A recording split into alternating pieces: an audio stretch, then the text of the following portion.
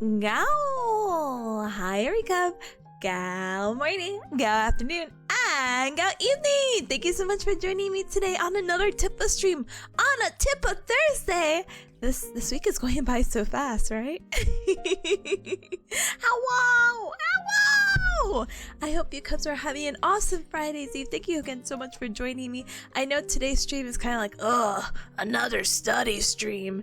But you know what? Turns out, this will keep happening until I graduate grad school, so... Thank you for the headpats, by the way. Thank you, Tubi. Thank you. Thank you for politely lurking. I appreciate it. But yeah, look, listen, cubs. Actually, I am a student of lifelong learning. The study streams may never actually stop, but they might get a little less frequent after grad school. Let's just say that. I actually don't think I told you cubs this. I had vaguely brought it up while hanging out with friendos, but I actually want to start this is so off topic. I'm so sorry. It's on topic, but it's off topic. I want to start a study Spanish language group.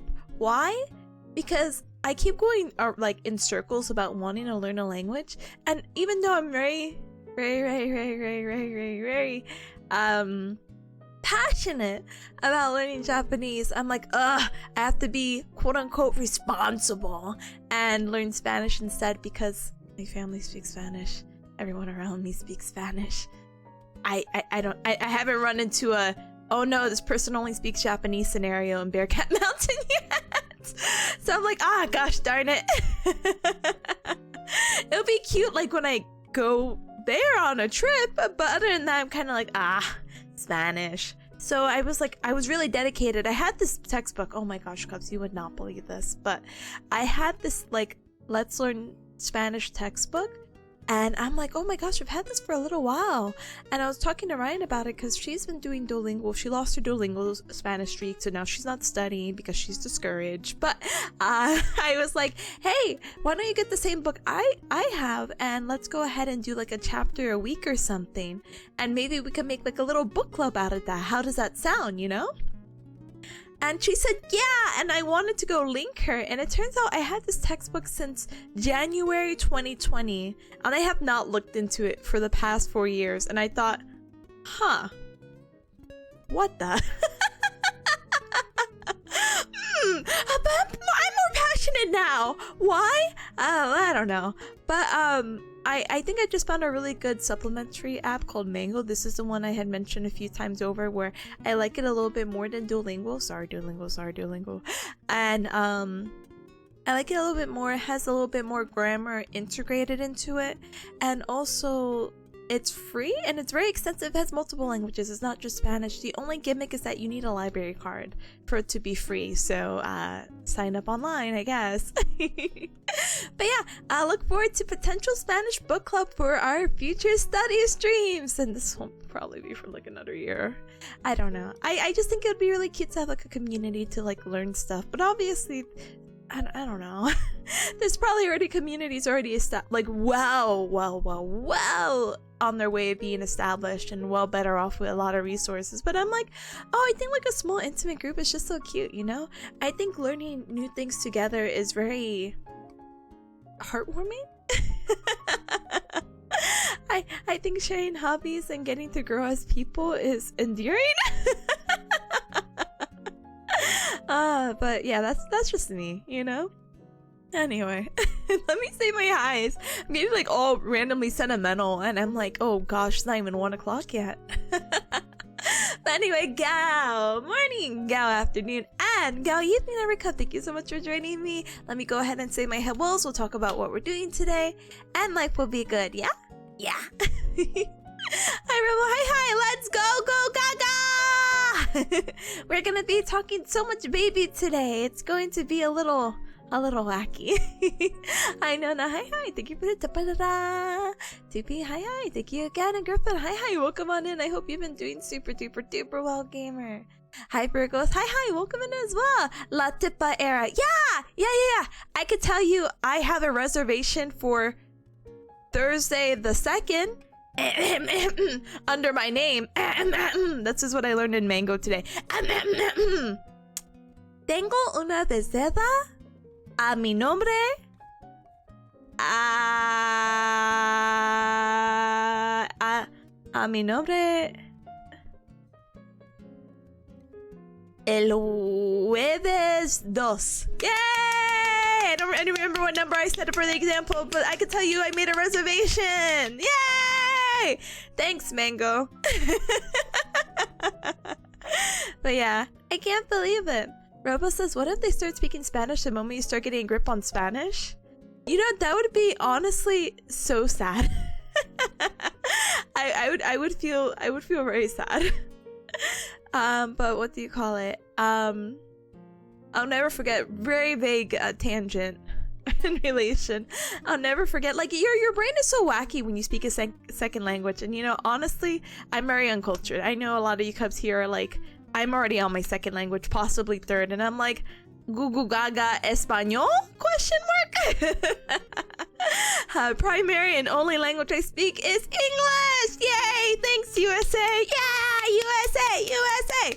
Anyway, not the point, but the point is, it's so hard to switch to a second language. So, during my first trip to Japan with Ryan, I'll never forget, like, one of the first things we did at the airport was to take out money at an ATM at like the 7-Eleven, and we went to get like the sakura milk tea drink, and I'm like, this sounds divine, let's go ahead and get it. And you know, the cashier was thanking us, or no, the cashier was just saying bye, you know, we're ending the transaction, and Ryan was like, oh, gracias, and I was just like, we're in Japan. We're like, oh, I'm so sorry. Thankfully, I think we could all say pretty easily that we've all, how do you say it, are familiar with very basic words in other different languages. So I mean, I'm pretty sure they understood that, oh, this random foreigner is speaking to me in Spanish, but hey, it's whatever. It's okay, the message went through. Maybe. Anyway, Tippa the Explorer! Tippa! Brother, that's gonna be me when I start vlogging and start speaking Spanish poorly. Oh my goodness. But hi, Trick. Hi, welcome! Hope the studying's going well. Oh my goodness, thank you, Galmer. I appreciate it. The studying's been pretty okay. I'm not gonna lie to you, Cubs. This morning I was having a mental dilemma, like I have every day. But but in all seriousness, I was like, oh, do I go to the gym? Because remember, my left shoulder's been hurting. Or do I take it easy and study? And I'm like, no, you know, I'll get my brain activated if I go work out today. And so 20 minutes before the class started, I'm like, yep, I'm gonna go get ready for the gym. And I'm really glad that I did it. But when I came back, I was like, I have to unstink. I have to go take out the trash. I have to do this. And then by the time I blinked, it's like, oh gosh, it's already stream time. So I haven't really done much studying this morning, unfortunately. What I did do, however, not study related, is that I made the debut graphic for Ryan. So if you guys are unfamiliar with my bestest one in the world, I love her. She's going to be debuting this Saturday. You guys probably don't know that because there's no graphic promo for it yet, but I made one. I'm just waiting on one thing to like go ahead and share it with the world, but she said Saturday at 1 and I'm holding her accountable. I have my hands out in case I need to strangle her, but I am holding her accountable that she will press the go live button and we'll see her very cute art and life will be really good. So it's gonna be at 1 p.m. EDT or a 7 p.m. CST, and then 10 o'clock 10 p.m. 10 a.m. PST. Sorry for screaming. Those are your conversions. Quick math. But yeah, please, I look forward to it. Anyway, hi Luna, hey, welcome. Gatosa? What is gatosa? Or gatoso? Well, I know gato. I know cat. That's all I got, gamer. Peeps, hi, welcome. Can you unlock the cellar? Nah. I threw away the key. Gomenasawi. Hi Hex, thank you so much for the head pass from earlier. Thank you. Appreciate it very, very, very much. And hi Clams, hi. ¿Vas a hablar español? Qué cool. No, permiso, no entiendo español. No entiendo mucho. I only again can say I made a reservation right now. Tengo una reserva. I don't even know how to say reservation in Spanish. It's like reserva. But it's not even that either. It's basically the word reservation or reserve, but Spanish-fied. Reserva a mi nombre del viernes dos. I'll come up with my next phrase next time you see me, Cubs. I've been trying to get a little bit better at getting like one lesson a day. Like if I'm motivated and doing this weird Spanish Let's Learn Spanish textbook book club thing, I gotta keep up with this silly app. But yeah, Mitsudo speaks French in the Persona English. Yeah, she does. But in the Japanese, she speaks English. That's actually pretty funny. I didn't realize it. I love little cultural differences. Let's go. Let's go. And speaking of let's go, hi, biggest of hands. Hi, welcome. Welcome. Also, Bear, yeah, we got some basic words down, Cubs. Oh my gosh, my English is deteriorating as I'm learning a second language. Ooh. I'm just kidding. We got oso for bear. We got gato for cat. We got hueso for bone. We got... I don't know. But we got it. I Pinky Bear promise you. Rolling R's is pretty hard for non-Spanish speakers. So okay, hear me out, clams. I started practicing my R rolling by saying the word car, so I can roll my R's, but I could only roll it for the Spanish word of car. I could only roll it by saying a double R. I can say carro.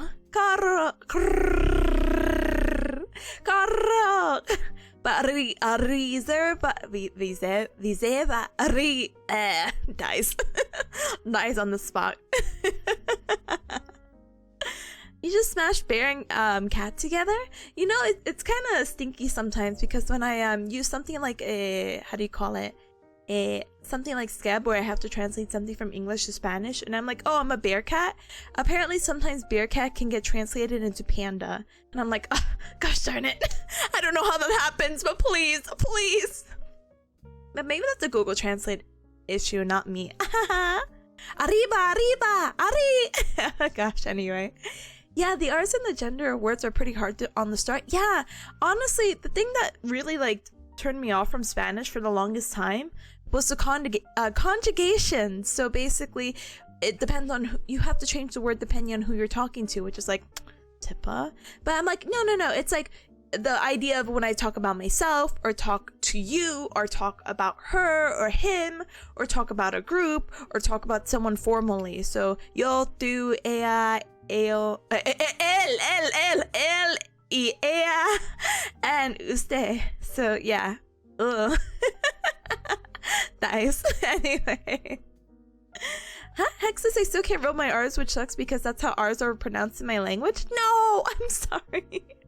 Again, just we're gonna practice the word car in Spanish and you're gonna get it. I believe. But yeah, so look forward to learning Spanish with me and then hearing my very poor pronunciation. But brother, it's okay because guess what? That's how you practice. Cubs, you're gonna be very subjected. You're gonna be subjected to my very poor Spanish, but that's how you learn, you know? Yeah. Anyway, Cubs, unfortunately, I'm here with yet another. Well, unfortunately, I am here. Unfortunately, I'm here with a Pediatrics midterm review. Yeah! So I have a midterm and T-6 hours, and we have, what do we have? 47 pages of notes to get through together. So let's actually do our best and get through as much as we can. So, ooh, question mark. Yay, Tippa's here before studying. Yeah, I could be gaming right now, but no, I decided to be a grad student because I think I could have some success and satisfaction in the career that I chose. Boo, boo. Anyway. Hi, FTW. Hi. Oh, French was as annoying as Spanish when it comes to conjugations? I'm sorry, gamer. I feel the same way. Honestly, again, that's the biggest reason I'm like, huh? what? And I'm sure if I sat down and like learned it, it would be great, but I don't know. Excuse me. As a graduation requirement, I have to take Spanish for 2 years, and I feel like I didn't, or 2 semesters, so apologies, and I don't feel like I learned anything. And then I think my bigger regret, quotation marks, is that I never took Spanish in college because I used it in high school, because I had to physically pay for that class. But part of me wishes I would have done Spanish in high school, you know? I mean, in college, like, you know, early undergrad. But when you're paying, you know, like $100 per credit, and like the credits are like, what is it? 4 credits, you're paying $400 for a class. It's kind of like, yikes. You know, there's actually some other resources I've been looking at. I don't know how serious I am about it, where there are people who teach online, like, college courses for Spanish. I don't know. I'm not really that dedicated at this point in my life, but I did look at those options because I really do like a structured format, and I like to hear and see. I like to use all, like, basically the sites. What is it called? Like my like kinesthetic, like all the types of learning, like kinesthetic, visual, auditory, blah blah blah blah blah blah blah. But of course, that's really fancy when I could just read the textbook I haven't touched in 4 years. So anyway, hi pals, hi, welcome, Galmer, welcome on in, Galmer. Can't believe we're playing. Actually, I don't think we're playing Overwatch tonight because we have anime night. You advertising your Spanish book club? I am. I don't have any willing recruits quite yet. I always did not say, hey Cubs, who's gonna join my Spanish book club? But I'm getting the thoughts into Cubs' head. So maybe next time I ask, they'll be like, oh yeah.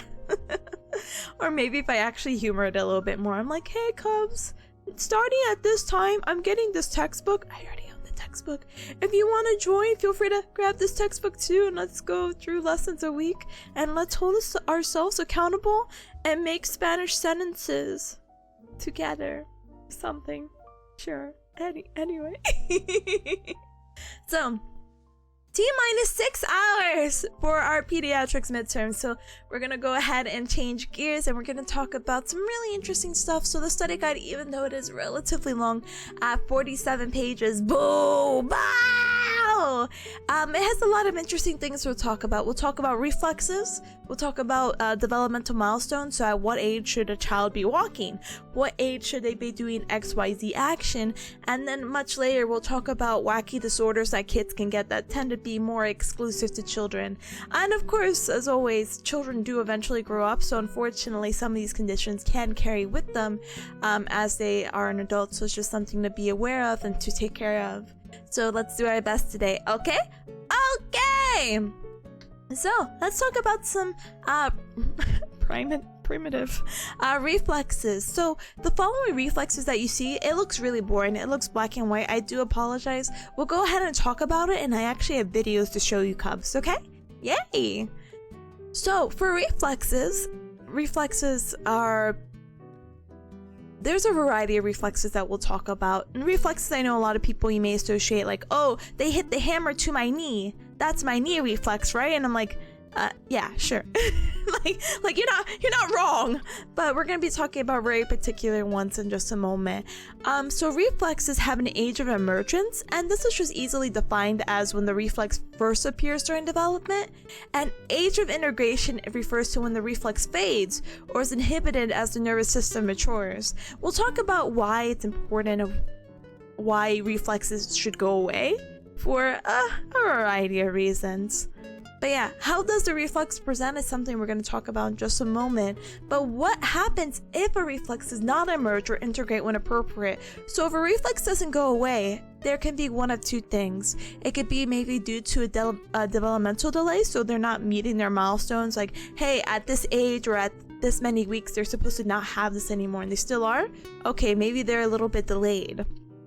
Or it can actually indicate neurological dysfunction, which just means that the brain and the system, the brain, the spinal cord and all that, there's something wrong. We don't know really where, but there must be a dysfunction with that. And unfortunately, if you have one of those two things and the reflexes are not being integrated, it's going to interfere with your motor control. So how you move your body. And imagine these kids are up and moving and grooving wherever they can if you let them, you know? So it's going to interfere with that. It's going to interfere with coordination. Coordination, one of the funny examples I like to use is to try to use your pointer finger.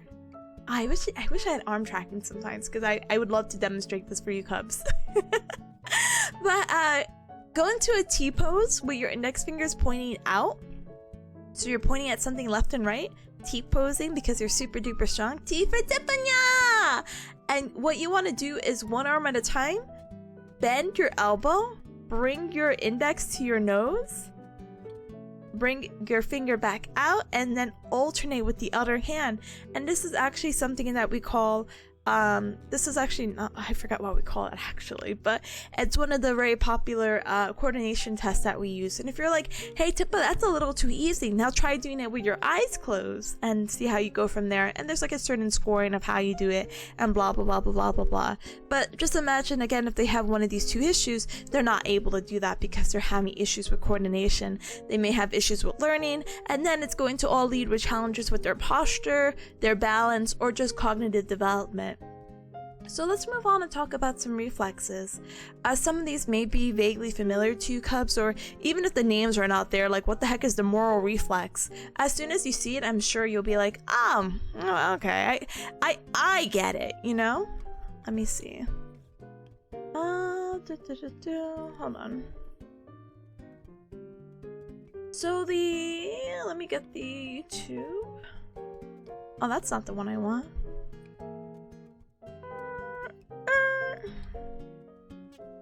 Okay. So for the rooting reflex, the rooting is basically going to allow the baby to search and locate for the feeding source. This normally happens at 28 weeks of gestation, and it's integrated within 3 months. So it's gonna look something like this. So rooting reflex, when the infant's cheek or side of the mouth is stroked, the head will turn, and the infant's mouth would open in an attempt to suck. This helps the baby find the food source when feeding. So you see there's a stroke of the cheek, the baby is turning and opening its mouth to go ahead and feed. So this could be with ye mother, this could be with a bottle, etc, etc. Alright, let's go ahead and we'll move on. For the moral reflex, this one is quite fun. This one is, the onset's about 28 weeks as well, and it should be integrated pretty much anywhere between 5 to 6 months.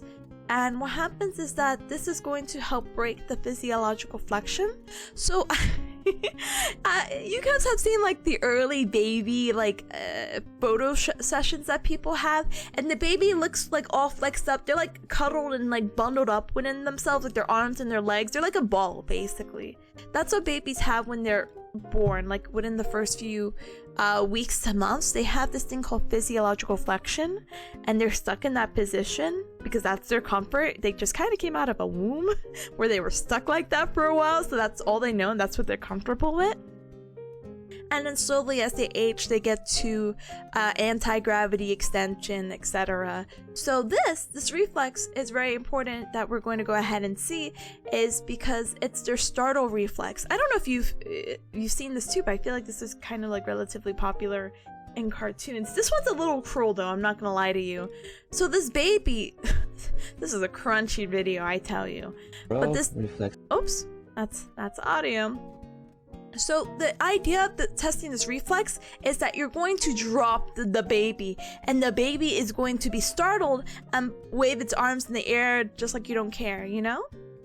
So, setting up the baby, he's gonna drop the baby. Whoa! Alright, we're gonna see that again. He's going to test the reflex. He's gonna go drop the baby now. Whoa! And that is the moral reflex. It's like the Ash baby. Oh my goodness, they're adapting. They have to. Not standing not standing up and stretching for 9 months. Yeah, we'll actually talk about something of why that can be very important to do. Sometimes babies don't move and they end up with this condition, but that's like way later in the lecture. Smiley face emoji.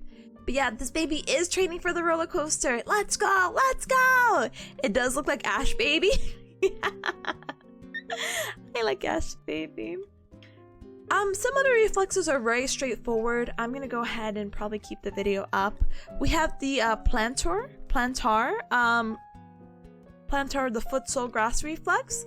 So this is just basically if the bottom of the foot is stroked, they are going to close their toes to try to grab it. You see? Strum, that's the stimulus. And the baby's toes are going to curl in to try to grab or curl around the finger. So we have a plantar version of this, and plantar is referring to the bottom of the foot. Now we also have a palmar, and palmar is going to refer to the palm of our hands. So yeah, you place the finger or you stroke inside the infant's palm, and what they're going to do is just grasp around it. This is going to disappear around 6 to 7 months, and it's one of those wacky things that even my professor had explained where, you know, parents get very excited. It's like, oh my god, my baby's holding me!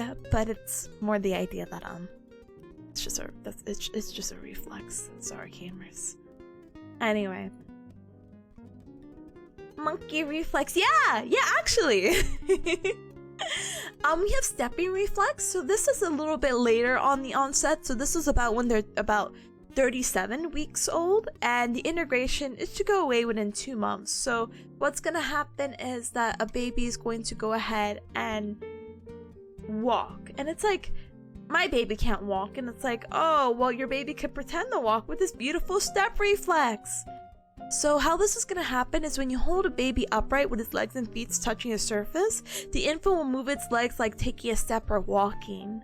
So it's like, oh my gosh, my newborn baby at 38 weeks is walking already, but this is just a reflex that they do that makes it look like they're walking, but they're nowhere near walking.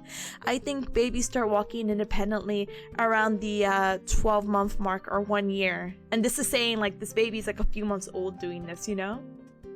But let's go ahead and see our next one. Okay. We'll talk about ATNR. Oh, what is it called? Like asymmetrical tonic. What does the N stand for? Oh, we're gonna find that out in a little bit. ATNR. Let me see. ATNR reflex. Highland, by the way, welcome. The developing baby reflectively yearns for the minds. Yeah. Alright.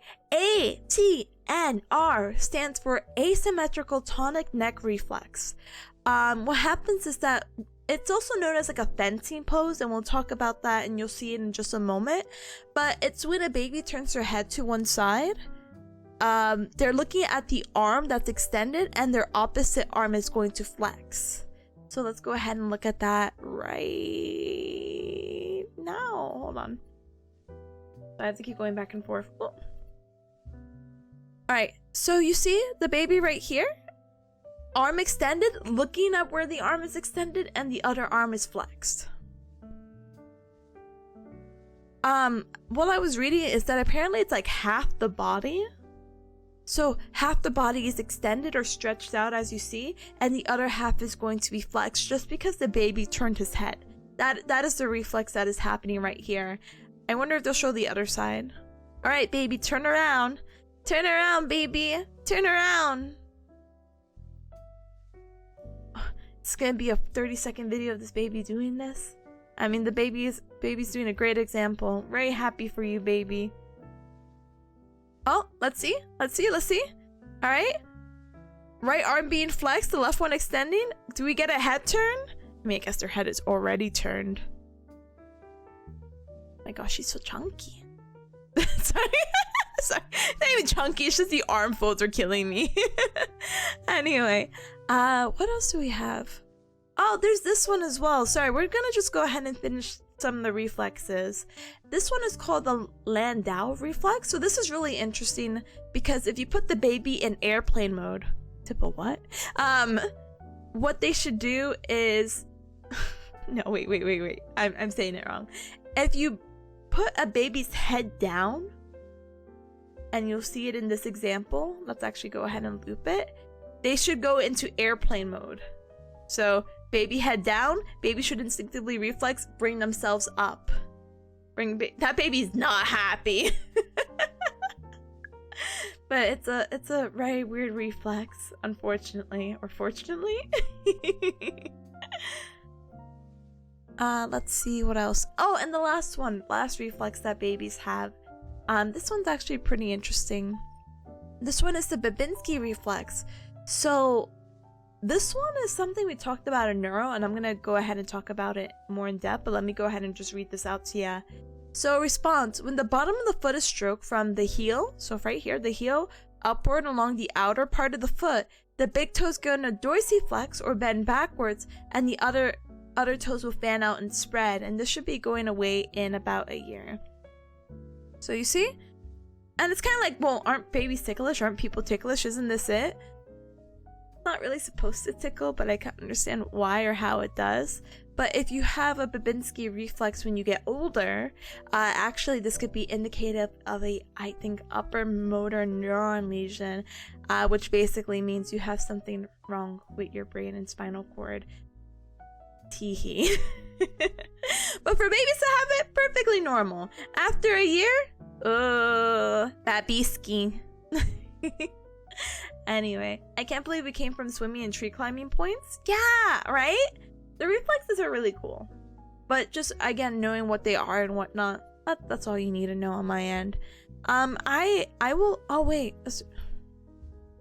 Nah, I'm not reading these. No, I can read them, it's fine. So I don't have videos for the other ones because these are much easier to explain rather than show you a video. But as we grow older, and we'll talk about this in the milestones that are coming right up after this section, babies at certain points of their living, like at 6, 8, and 10 months, they develop this thing called protective extension XYZ. It depends on what direction. So at the 6-month mark, no, the 6-month mark, they go forward. Yeah. So if you push a baby from its back and it's falling forward, it is very smart and will use its arms to go ahead and prop itself so it doesn't like fall flat on its face.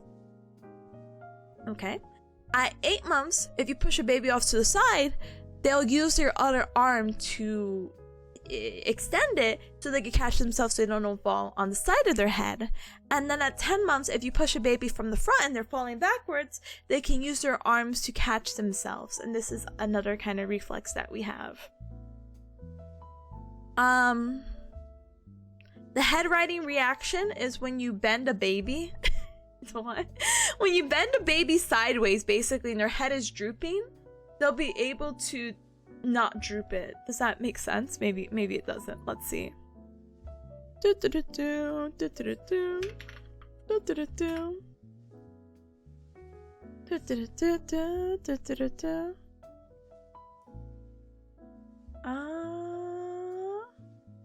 Bend a baby? Nah, it makes sense. Hold on. I want this person to put their baby sideways. Put your baby sideways! Okay.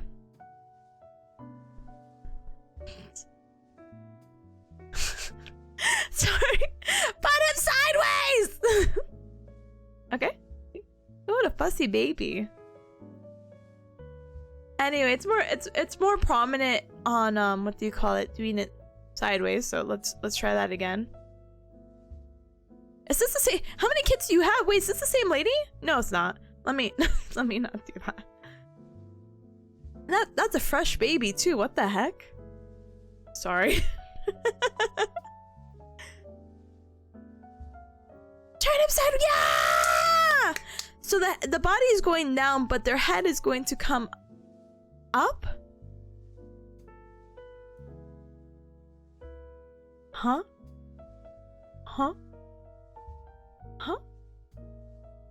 Heads down, and they're gonna bring their eyes. No? Does this baby not have it? Anyway, it doesn't matter. Listen, hear me out. Put the baby sideways, and hopefully they bring their head up. Smiley face emoji. But they're doing it more with the eyes, which, I mean, I guess that's cool that they're keeping their eyes up. Happy for them, I guess. Get out of here. Oh my goodness. But let's see. Let's go ahead and... where are my notes? Get back into it. But yeah, this is a whole nother chart that we could talk about. I think she wants us to know the onset and integration. I'm going to get back to this later. How about that? But I can explain the reflexes that we talked about and talk about its relevance. So the rooting's the feeding one, and we talked about how it's going to help you find a feeding source. The second swallow is something we didn't talk about, but basically allows them, it's how you could test is like put a finger in their mouth, and that allows for feeding and allows for the indigestion of food. The moral, this is the ash baby one where they fall backwards, and this is going to help break up that physiological flexion we were talking about earlier. Traction. Sure. Anyway, plantar grasp and palmar grasp, we talk about like the monkey, like, oh, they're grabbing around my finger with their toesies or their fingies. I can't believe it. The plantar grasp apparently is believed to be oh my gosh, how do you say that word? Physiogenic memory of young animals clinging to their mother, so monkey reflex. And palmar grasp is to hand grasp. Spontaneous stepping is for, well, spontaneous stepping. The ATNR, or the asymmetrical tonic neck reflex that we talked about, the fencing one, that's going to be promoting visual regarding of the hand.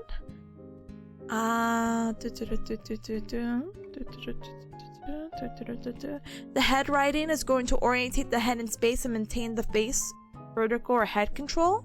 The neck riding is to maintain the head and body alignment while rolling. So imagine one going after the other, probably not too comfortable, so making sure that both goes, and the body could do the same thing as well. The Lando one is the one we were talking about with the airplane baby, and if you bend the baby and put them into flexion, and that baby is not happy in that video, he's going to go ahead and straighten out and extend. And this is important because it's going to break up the flexor dominance and facilitate prone extension, which means, again, it's going to help break that physiological flexion, that natural state that babies are in, to promote more anti-gravity extension, so they can extend without gravity. I mean, extend with gravity, but they can extend against gravity, and it's going to help facilitate them being more prone.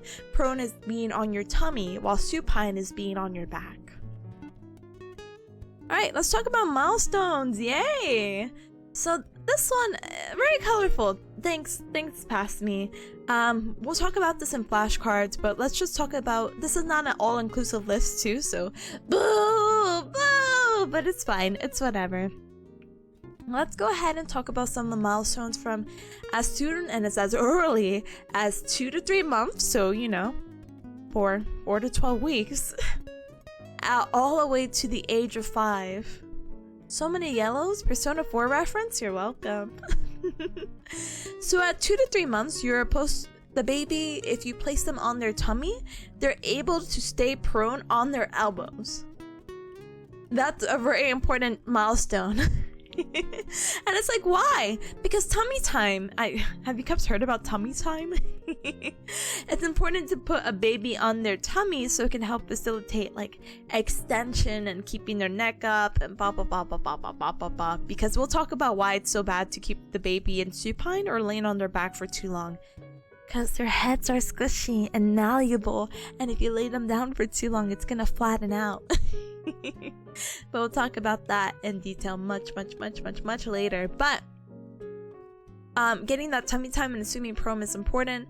If they're not able to do it, like especially babies who are what is it? What is the formal word? Babies who are born premature babies. I was like preemies. I'm like that's not appropriate. But premature babies actually can't do this. They actually have a little bit of developmental delay. There you go. I'm like, and they kind of melt into the table or melt into wherever you place them. But at 2 to 3 months, with regular babies, they should be able to do this. At 3 to 4 months, they're able to roll supine to sideline. Oh my goodness, let me take one deep inhalation of air. So they're from their back, they can lie from their side. They're so talented. At 5 months, what's gonna happen is that they're able to roll from prone to supine. So at 5 months, they're able to roll from their tummy to their back. They're also able to bring their feet to their mouth, so I feel like that's a really common thing you see babies. Oh my gosh, he's eating his toesies. Oh my goodness.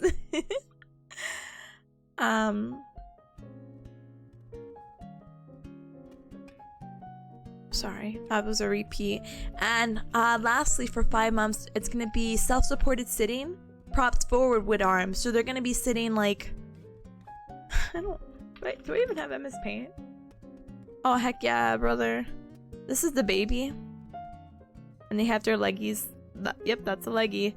But they're gonna sit like this. Baby. They're gonna be self-supported, okay? Okay, good talk. Pre-release babies? Yeah. Alright, at 6 months, yay! They're basically half years babies. This is where we get to that 6, 8, 10 thing I was talking about earlier with the protective extension. So at 6 months, they're going to be able to protective extend forward if they get pushed from their back. They're also going to be able to roll supine to prone. So that sounds a little bit weird. Why prone to supine and all this? It's because of that physiological flexion stuff I was telling you cubs earlier in the different phases. Unfortunately, I don't have a slide here, so I don't want to keep talking about it, but it's something I'm going to go ahead and politely look at my own time when we get a little baby break in a little bit, and hopefully I can come back to you and be like, oh, this is why it's this order. So let me close my eyes and remember the order. So from 3 to 4 months, the baby's going to be able to roll supine to sideline. At 5 months, they're able to roll prone to supine, and at 6 months, they're able to roll supine to prone. Okay. We'll get back to that later. But yes, that's what they're able to do at 6 months. And at 6 months as well, they're able to sit alone without support. So at 5 months, they need to be supported with their arms forward, but at 6 months, they can sit upright, no issue whatsoever. At 8 to 9 months, they now get another protective extension, which is going to be laterally. So they're going to be able to put their arms out to the side. They're going to be able to cruise sideways. So they're taking little baby steps sideways now. They're on a new level. They're on the explain. I don't know. And they're going to be able to creep. So it's basically just a crawling. They're going to be able to creep, and they're reciprocal on all fours. At 10 to 11 months, again, we got a new protective extension unlocked, and now we can extend our arms backwards in order to protect ourselves in case we fall, well, backwards. At 10 to 11 months as well, they're able to climb on hands and feet upstairs, so kind of dangerous, but I mean, they could do it. And now at 10 to 11 months, they're able to stand alone for short periods of time. So they're able to stand up, woohoo, baby standing. Oh, baby fell down. Oh no. Oh, look, the baby's standing again. So they kind of get up and down. They're much more active, which really helps them with the 12-month mark or the 1-year mark where they actually start to walk independently. But surprisingly, it isn't until another year where you have them start walking backwards. So at 1 year, they're walking independently. But at year 2, they're walking backwards. Interesting, right? Anyway. At year 3, they're going to have emerging adult-like gait. So they're basically mini adults, quotation marks. They're starting to get pretty normal gait. And gait, again, is a really fancy word of just saying walking. They're having a relatively normal walking pattern. They're able to rise on their tippy toes and maintain, so they're able to balance being on the tippy toes. And at 3 years old, they're able to jump with 2 feet together. So a very narrow base of support, and they're able to hop and come back down. At years 4, they're going to be able to go up and down stairs reciprocally. So this is just left, right, up the stairs. And at year 5, we have 3 milestones that include skipping, single leg stance for 10 seconds, so they're able to balance on one leg for at least 10 seconds. And they're going to have a mature throwing pattern. So yay! They're able to be little baseball players. So what does this all mean? So all of these that I have just mentioned above are what, again, we refer to as developmental milestones. So it's very important to see where the baby is developmentally. These are very hard lines of, hey, your baby at 12 months or 1 year should be able to walk independently. And if they aren't, we need to start working on that to get them up to speed, basically, because again, this is going to affect their motor control and how they're moving and how they're exploring with the world. And so on and so forth. I feel like walking is a more like prominent thing, but there's other times like, oh my gosh, your baby should be able to, you know, assume prone on elbows. Oh no, your baby should be able to sit alone. Oh no, your baby can't protect himself. What the heck? So it's really important to just memorize on my end these milestones and kind of compare to see, hey, is this baby where they're supposed to be? And then this is just a picture of like a little we did like a little card game. The professor was very nice, and we did like a group thing of like organize it appropriately. So basically everything we saw on the table above is basically this. All right, let's go ahead and talk about the NICU. So the NICU is a neonatal intensive care unit. This is what happens when you probably hear this more often with babies who are premature. They have been born before the 38 week mark, and oh boy, oh howdy, they need all the care in the world for this. Okay, you normally kind of see this in this environment. So what we're supposed to do as rehab specialists is that we're able to provide input to the team, collaborate with other specialists such as occupational therapists, speech therapists, excuse me, because speech therapists is kind of like, wait, babies can't even speak. Huh? But speech therapists can actually help out with the feeding process and the whole function of the mouth and getting them up to speed. We can help educate nursing, and that's going to be important in just a moment as well when we talk about our head shape stuff. It's important to educate parents, especially before and when they're about to, be discharged to go home. We get a role in observing to make sure the baby's okay. Get kind of a grasp at their tolerance to handling, because then babies, we'll talk about this in just a moment as well. Sorry, we'll talk about everything in a moment, but sometimes babies don't want to be held. Sometimes babies do want to be held, and there's actually some signs of when babies especially do not want to be held, and we'll talk about that. We want to look for active moments, and we want to assess their muscle tone and reflexes. As a rehab specialist, we could go ahead and provide recommendations to make sure that the baby's still moving and still doing what they need to, with some range of motion, positioning, handling, feeding, parent education, and facilitation of behavior organizations.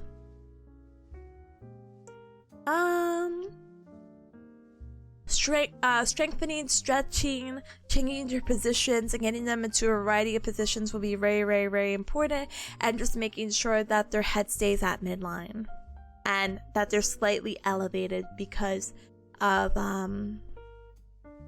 potential IVH, intraventricular hemorrhage, which means that there's like I don't know if it's a bleeding or swelling of like the ventricles or the compartments in your brain might be present in someone who's premature. So getting that elevated to help reduce some of their swelling from the head is going to be very vital, especially within the first 72 hours.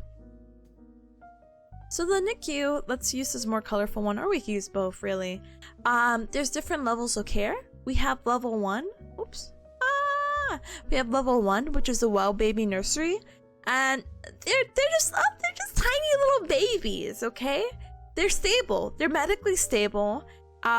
These are normally found in like small community hospitals, and basically we just want to feed the baby and grow the baby, because again, some people have tiny babies. Level 2 is going to be special care nursery. So this is for infants around the 32 week mark. So they are born just a few weeks, again 5 to 6. They're about 1,500 grams, and we want to go ahead and stabilize the infant so we could go ahead and transfer them to more specialized care. Right here at level 2, you might see them again with tube feedings. They might have supplemental oxygen because they're not getting the oxygen that they need, and any IVs in them. Level 3 is going to be the NICU, the NICU, the neonatal intensive care unit, and this is going to be for babies that are less than 32 weeks old or under the certain amount of weight. Again, let me go ahead and look up what this is, like what is the conversion. One moment. Well, hi Sakai, welcome. So 1,500 is going to refer to as 3 pounds or 52 ounces. So that's a tiny baby. So if they are less than 3 pounds, level 3 immediately, okay? Or sorry, 52 ounces. Ooh. Anyway. And then our last level is going to be the regional NICU, which is going to provide the most specialized medical services for complex infants. So we have 1, 2, 3, and 4, and basically, as you can see, they vary from like mild, moderate, level. A level 3 baby. It's like this baby comes out from the womb. Brother, how are you level 3 already? Hi, Glaze. Hi. Welcome on in and welcome. So, we'll talk about some of the stress signals. Like I said, we want to hold the baby because, you know, the baby misses their mama, but they're kind of not well and maybe 3 pounds. And so we'll try our best to see what we could do. So there's a lot of handling involved in the NICU. But what happens is that when you're handling a baby, they might exhibit some stress signals. Obviously, babies can cry and scream and whatever, but there's other signs of like, hey, this baby is very annoyed at you. So the baby might start hiccuping. The baby might start sneezing a lot. There might be tremors or shaking. They're avoiding eye contact. They're nasal flaring. Me stressed out on stream. Hic, hic, hic, hic. They may splay their hands, which means that their hands open up. So like spread your fingers apart from each other. That's splaying. They may grasp feet. Like grab onto their feet as like a comfort, or they may even change colors. Maybe that baby's blue in the face because that baby hates you so much, and it's like, what? I didn't even do anything to you, baby. But yeah. All right, we're gonna talk about my next favorite thing, but unfortunately we're hitting an hour mark. Let's go ahead and do a small overview of this, and I'll probably rinse and repeat it when we come back to anyone walking on in. But the next thing we're gonna talk about after our mandatory 3-minute ad break, because it's hitting our hour mark of streaming, is the brachial plexus injury. So the brachial plexus is basically a bundle of nerves. Oh, you can't see the picture. Hold on. I'll just do that. It's a bundle of nerves coming from your neck. And the nerves go all through the arm, basically, to your hand. There's nerves that go to the back of your shoulder blade, all the way down the arm, etc. This is year 1 knowledge, so do forgive me if my knowledge is not that great. But the brachial plexus is something they had us draw too in the first year, so I had to draw this and know the different chords and the divisions and the trunks, and knowing, okay, musculoskeletal is C5 to C6, and when we're talking about C5, C6, etc., we're referring to where the nerve is coming out in between the spinal column. So we have 7 vertebrae in the cervical neck. And then C8, please don't talk to me about that. We only have 7 vertebrae, but because the hole that comes out of, we consider C8. Okay. Anyway, so we have different nerves. We have the musculocutaneous, axillary, median, radian, and ulnar. And then knowing the roots is just important because we don't really talk about this here, but in other courses we talk about the milestones and dermatones. And the milestones refer to the level of nerve that innervates what muscle wise. So like, hey, what's elbow flexion, what's wrist flexion, etc. Well, dermatones is like, oh, this area should be feeling this. So like C6, which is a part of the musculocutaneous area, hey, I'm not able to feel my middle finger. I'm rubbing my middle finger, but I'm not feeling anything. Uh-oh, you might have something wrong with your C6. Or, hey, I'm rubbing the side of my thumb and I'm not feeling anything. Uh-oh, you might have something wrong with your C5. So knowing the roots and nerves can be really important. What we're going to go ahead and talk about is brachial plexus injury when we come back. So any injury to this, how can it affect it, how can it show, etc. So let's go ahead and take our 3-minute ad break now. I will go ahead and politely BRB so you guys won't be missing a thing, but please use this time to hydrate, eat something super duper yummy, and definitely stand up and stretch. Get up from the seat. Go. Alright, let's do some ankle pumps, get that blood circulation going, and we'll be back and we'll talk about these wacky things. Like waiter's tip, that's so funny. I mean, obviously not funny to have this condition, but it's a really wacky presentation. So, see you cubs really soon. Bye! Bye!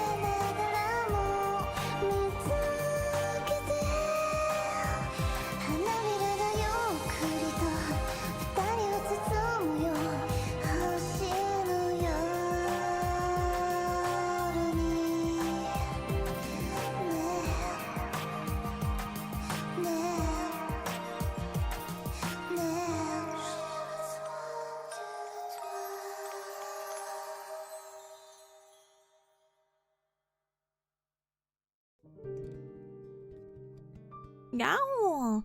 Thank you so much for your patience, every cup. Thank you so much for waiting 3 whole hecky minutes for that ad break to pass. I hope you cubs had a good 3-minute ad break. Let's go ahead and continue with our study guide. Right now we're page 9 out of 48, and if you're just coming in, welcome! We're just talking about pediatric disorders right now, more specifically brachial plexus injuries, which again is a bundle of nerves coming out from, let me move this over, the neck, the dung.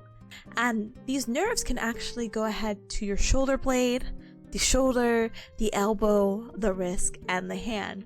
And this is how it all looks. Honestly, the brachial plexus, can I get a good image that isn't like gory? Can I find a realistic photo of the brachial plexus?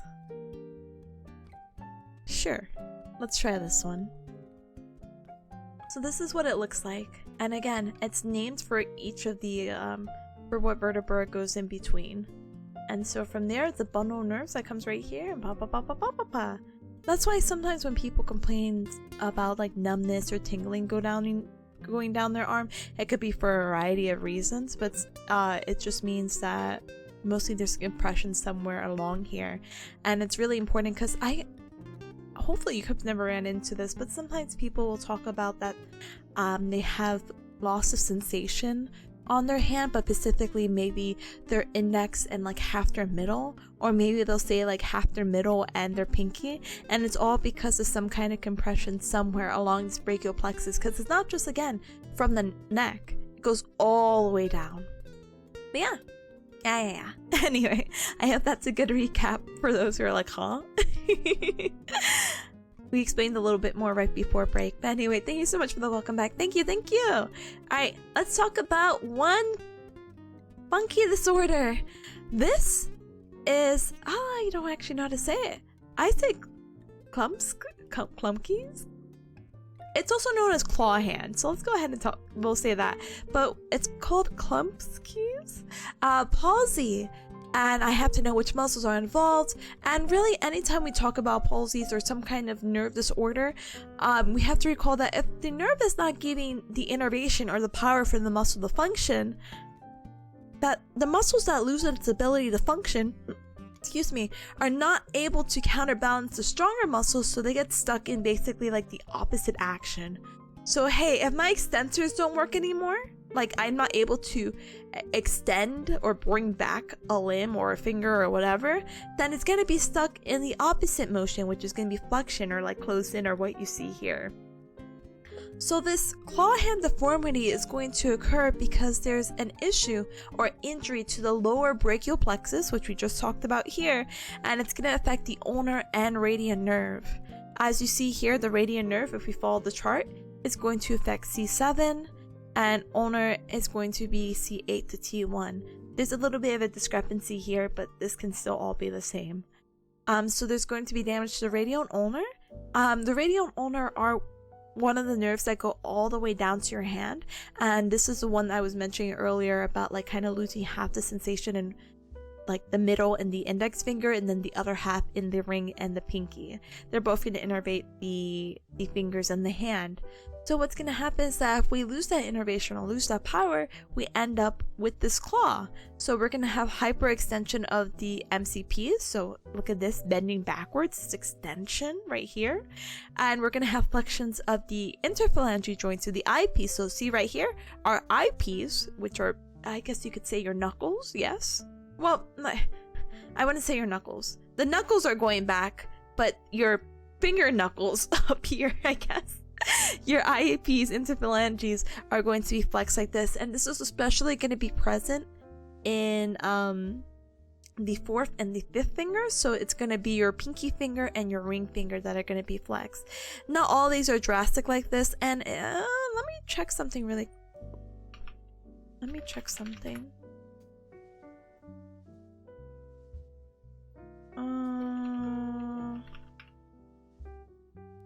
Oh, never mind. So I was thinking something completely different. So there's something called priest hand, and it's like, what does that mean?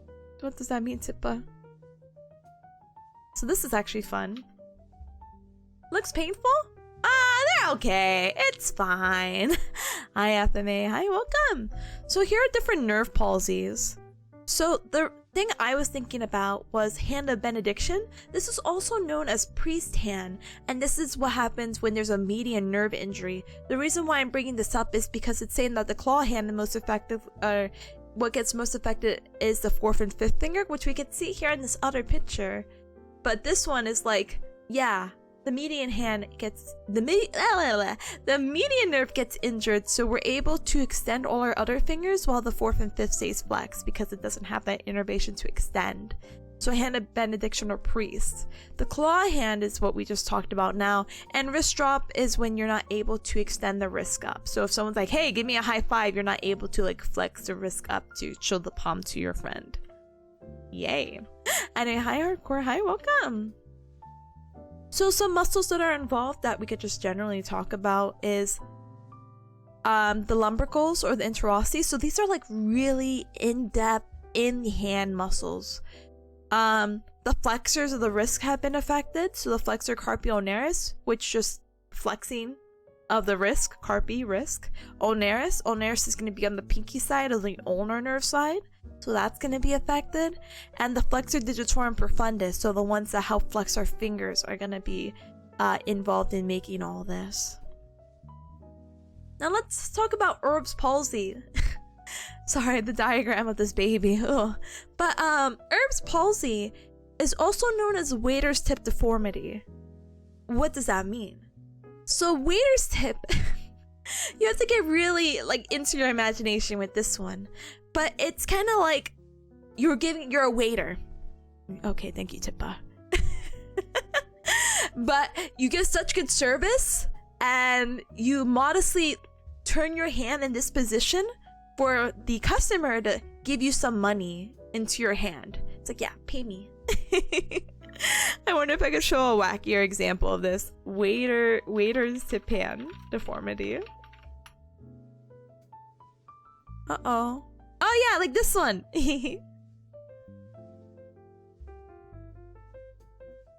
Ta-da! And we'll reiterate all this, but this one has a fun cartoon, so it's okay, right? But look, ta-da! It's like the waiter's tip. That's it. That's exactly how the hand is. Erb's palsy is a birth-related injury with the injury of the brachial plexus of C5 to C6. Normally, this can happen due to some kind of like traction or tear, and this is crazy. I don't know how babies are born, but or how they I don't know how babies are removed. Let's say that. But sometimes they'll use suction cups, or they'll use like this forceps to kind of like pull them out. And what happens is that when they pull on the head too much, it's a little bit too much traction. It's a little bit too much pulling, and that's why we have what do you call it? This break or tear, you know? So going back. Your arm gets stuck like this because you have an injury to the upper brachial plexus of C5, C6.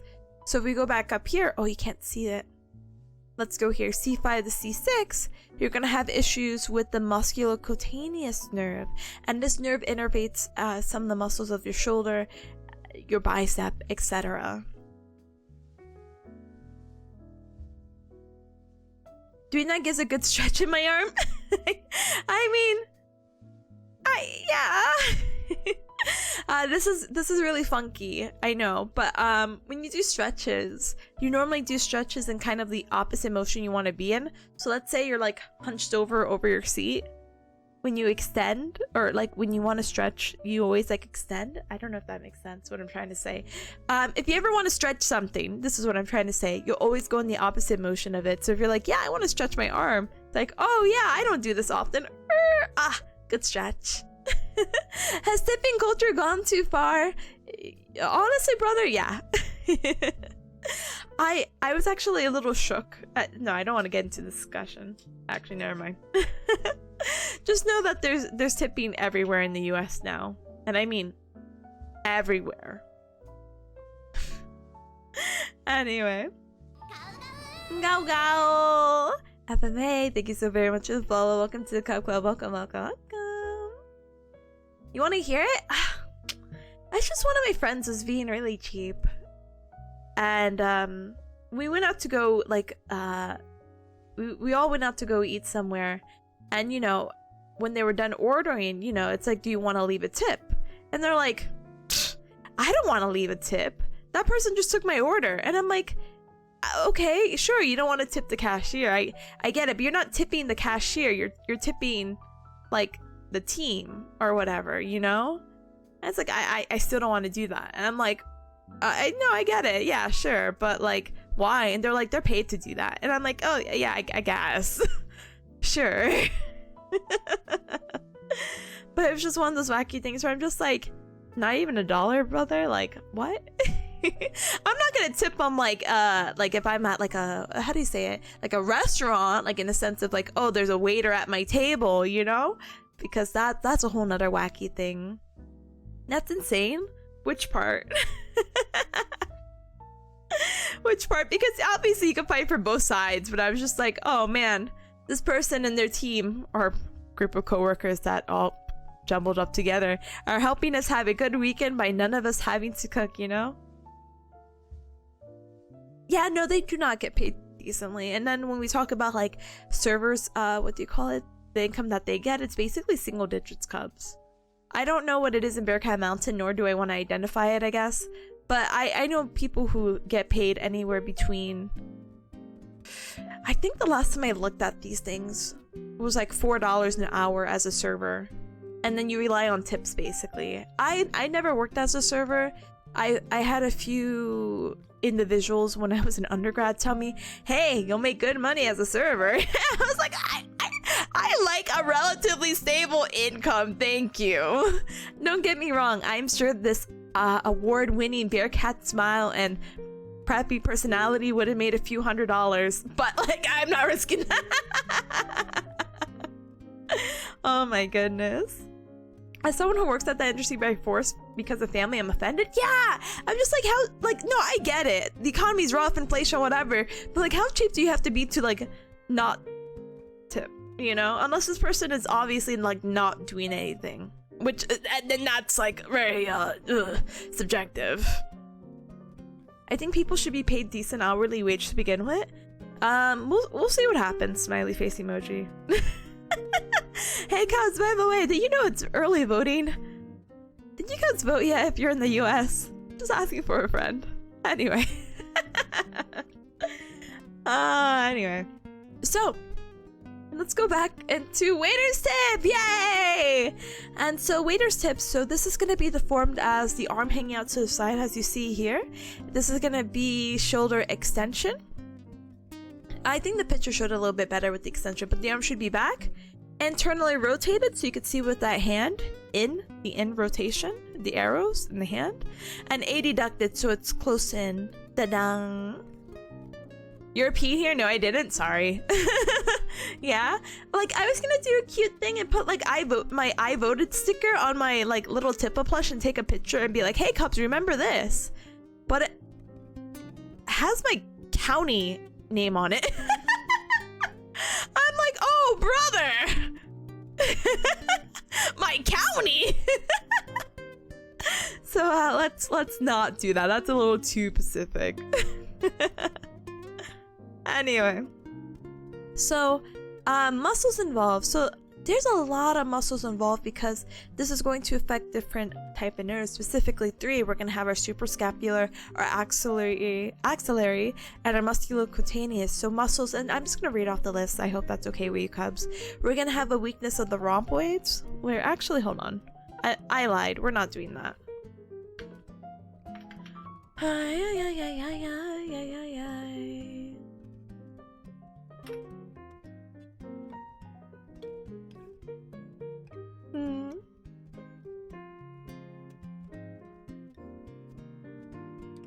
Let's replace it with that.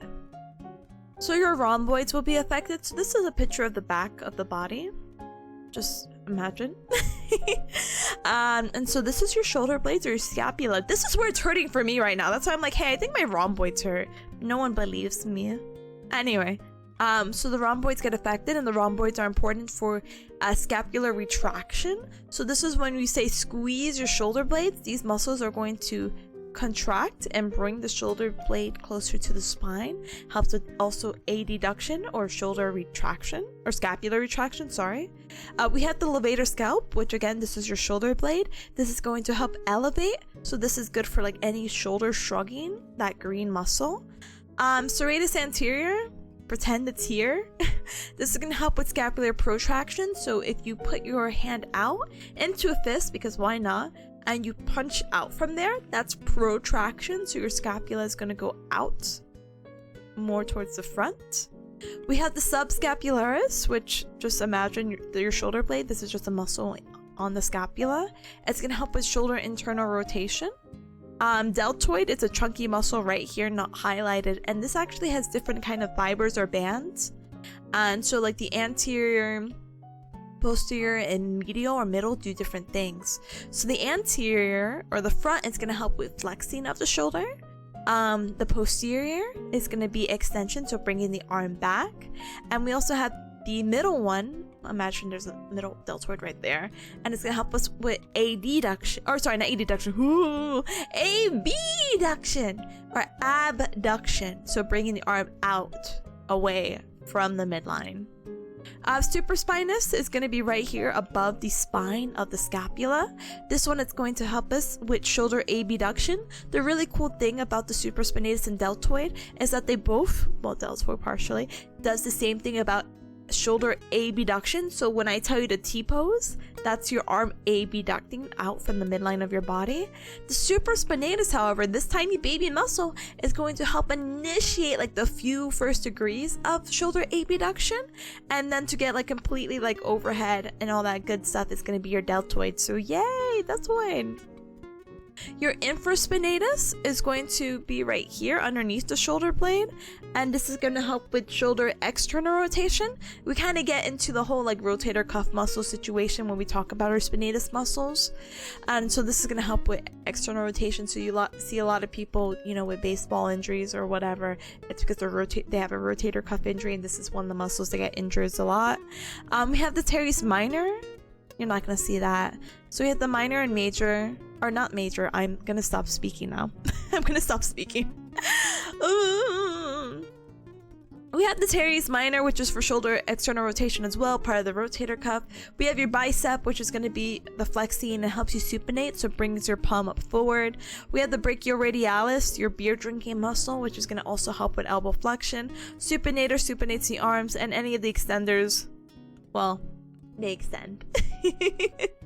Good talk. But yeah, there's a lot of weaknesses in basically the upper arm and everything like that, because recall that Erb's palsy affects C5 to C6, while Klumpke's palsy, the one that we talked about with the claw hand, is going to affect more of the ulnar radial at C8 to T1.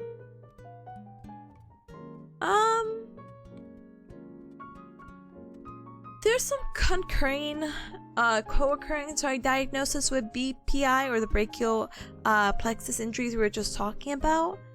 I'm just gonna smile and nod.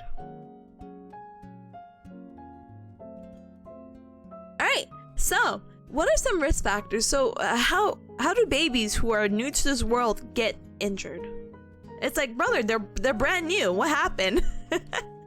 So what happens is not you, but an infant, not you, or you could have been you if you want to share your medical history, can be at risk for a BPI, or the brachial plexus injury, because, and please forgive me, I don't know how to say this word, shoulder dystocia.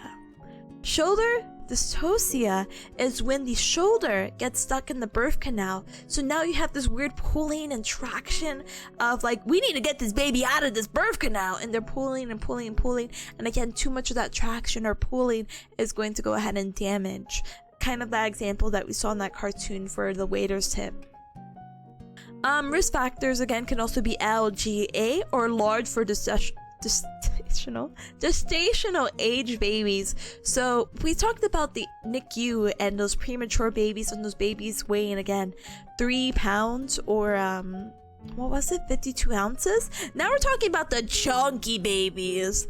These chunky babies trying to get through a birth canal.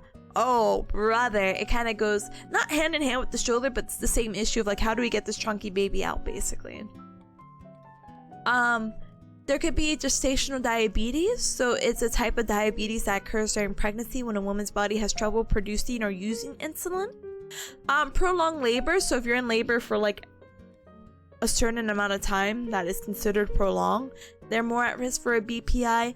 And a breech delivery. So what happens with a breech delivery is not that their shoulder gets stuck, but the baby's head doesn't come out of the birth canal. It's their feet or their butt. And it's like, what? As I lose my voice, dies.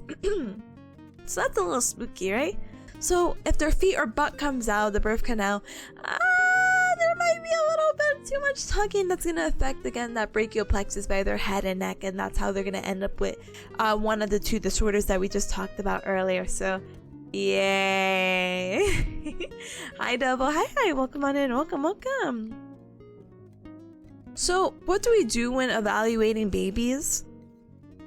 Well, we do what we normally do even with full-grown adults. But with a little bit of bonuses. We're going to go ahead and check their active range of motion or strength, and we can incorporate this with some of the reflexes that we talked about earlier.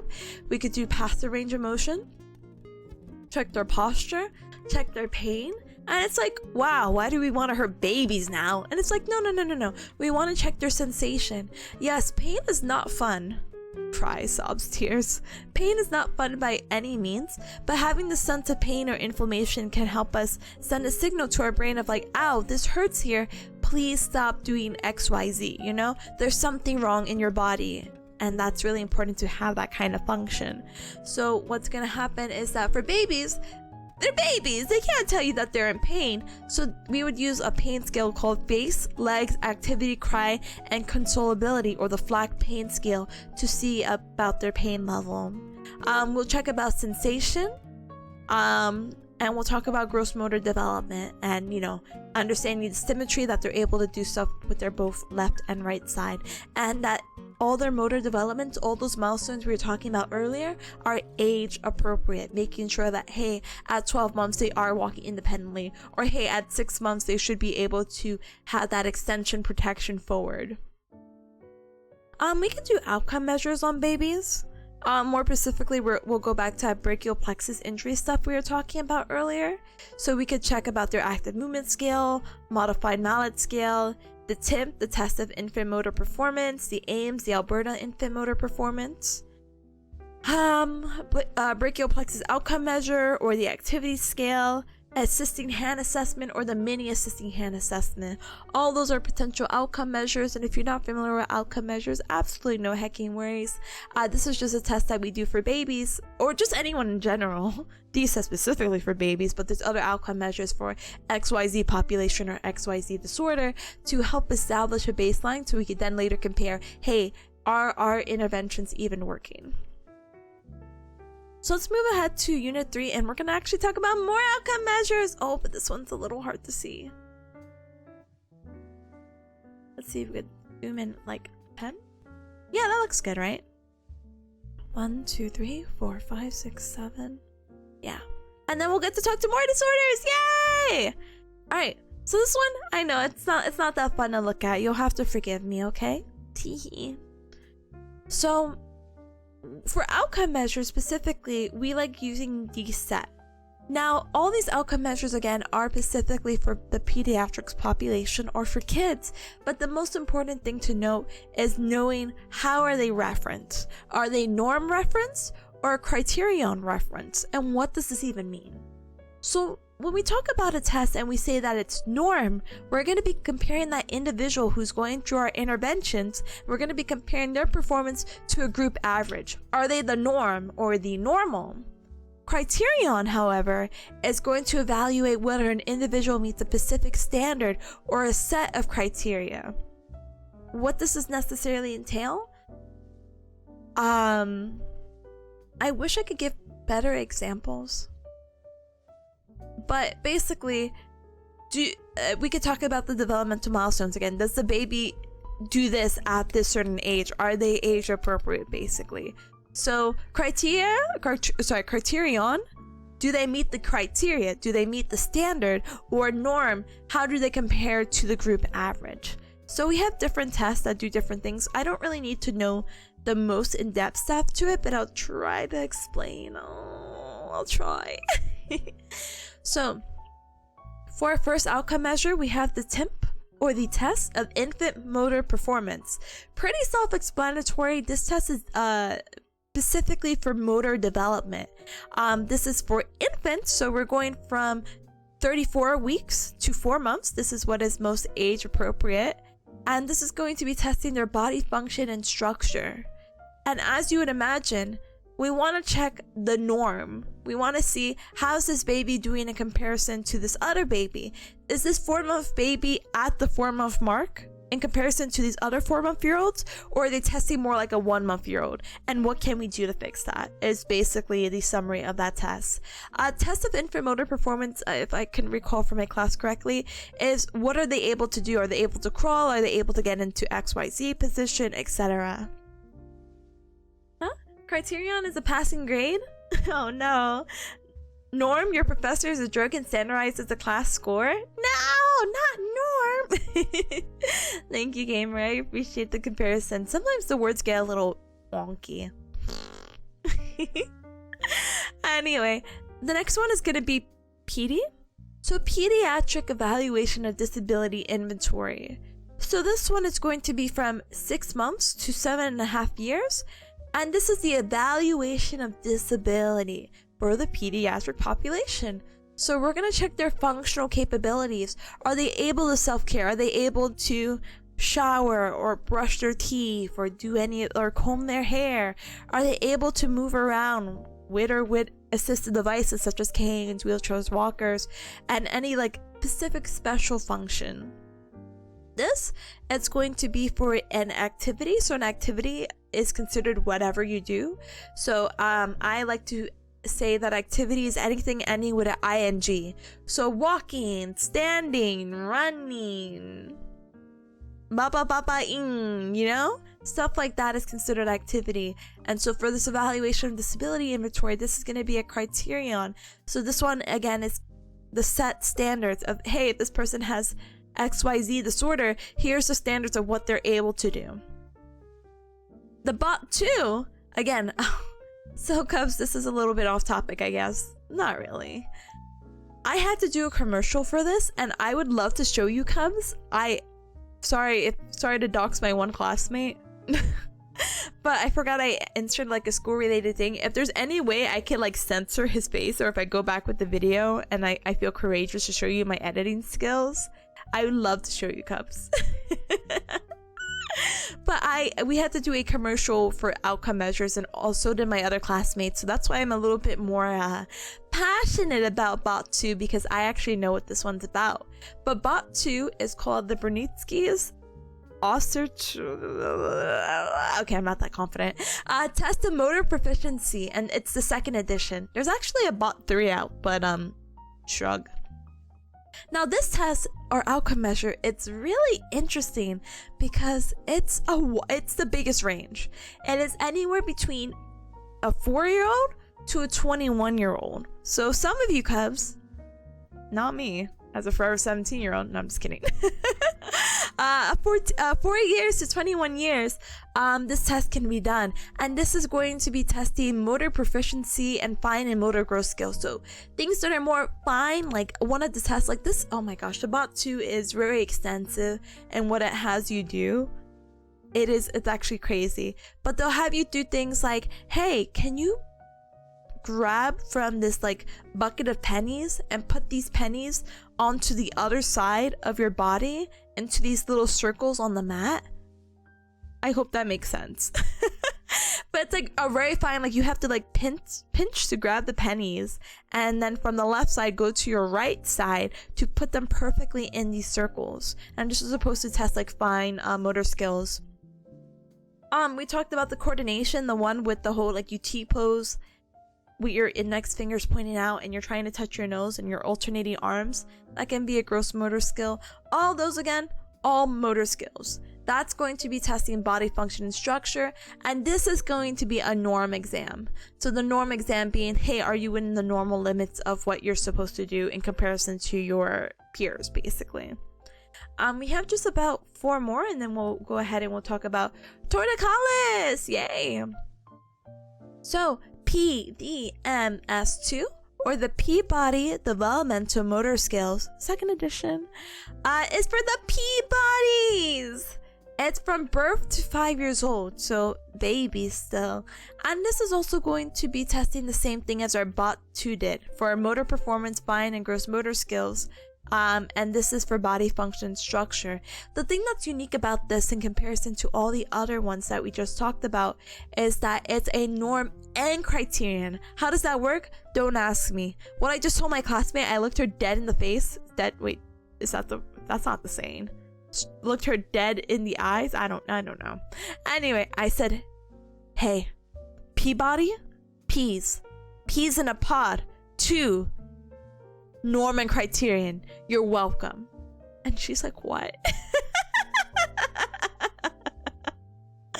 I'm like, please just take that. That's my little like memory alliteration. Please just take it, and I hope it helps you. I feel like I have to color code these, you know? Let me go ahead and do that really quick. Huh? What do you mean, huh? Does it not make sense? It's that there's two. Anyway, so Timp, Peabody, and Ames are norm, and the rest are criterion. Sure. And there's 1, 2, 3, 4, 5, 6, 7.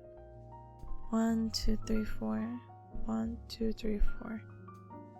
Got it. Okay.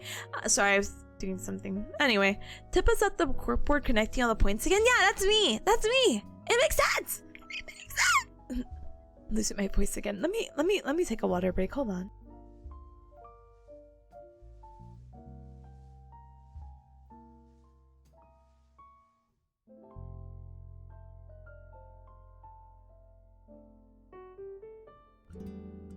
Nice.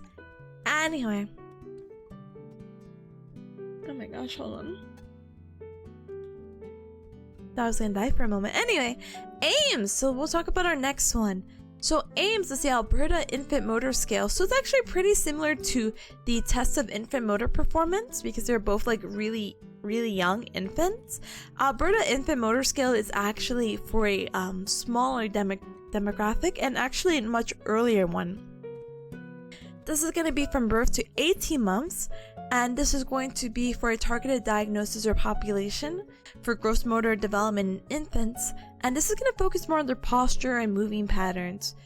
Because of this is also going to be a body function and structure, okay?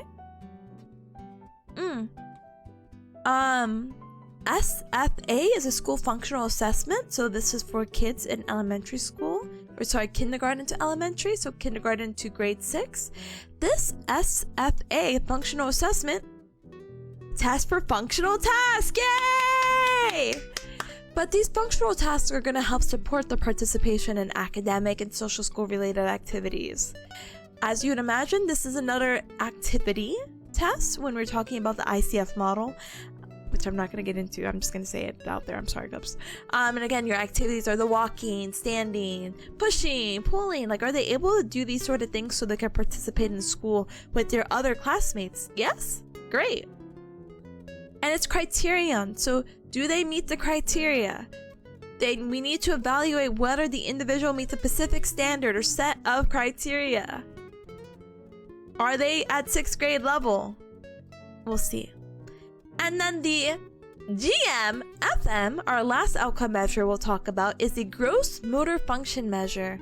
So this doesn't really have an audience. It's really just for those who have cerebral palsy, which is something we haven't really even talked about quite yet in our own lecture. But cerebral palsy, let me see if I could get a little quick summary.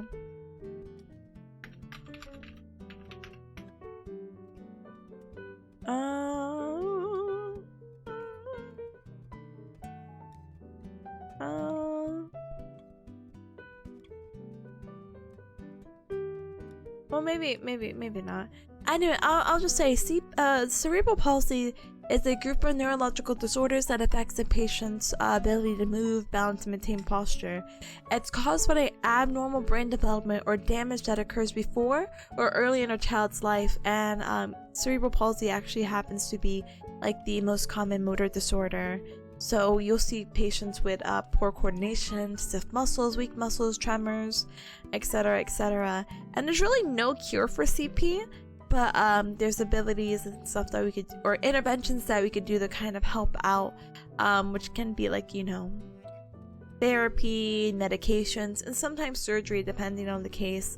But you'll most likely see these patients with like wheelchairs, basically. I don't really have a good picture, so I'm gonna go ahead and screenshot it all. Sorry? Question mark.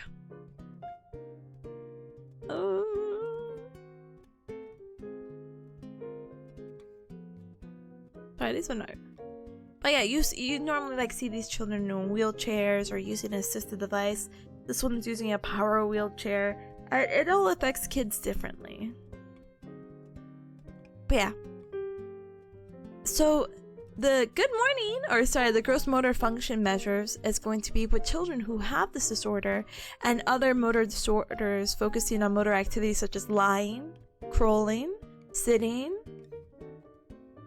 rolling, I don't know why I read that, standing, and walking. And as you'd imagine, all these INGs, so it's another activity, and we're trying to see, do they meet the norm?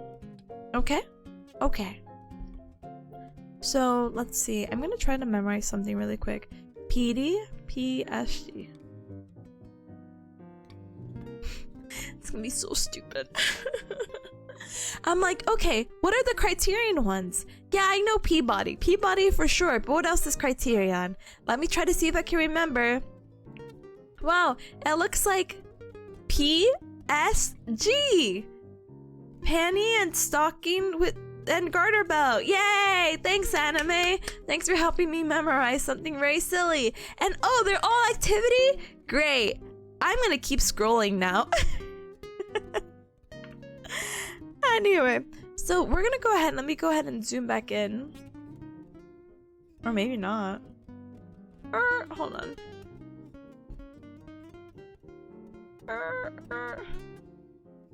With Jarder? No! Garter! G! So let's talk a little bit. So we have about 20 minutes before our next ad break, which is like, huh? But we're gonna talk about torticollis! Yay! So torticollis, how it can be defined as it is a unilateral, so one-sided, shortening of the SCM or the sternocleidomastoid muscle. Let me get a picture for you, Cubs.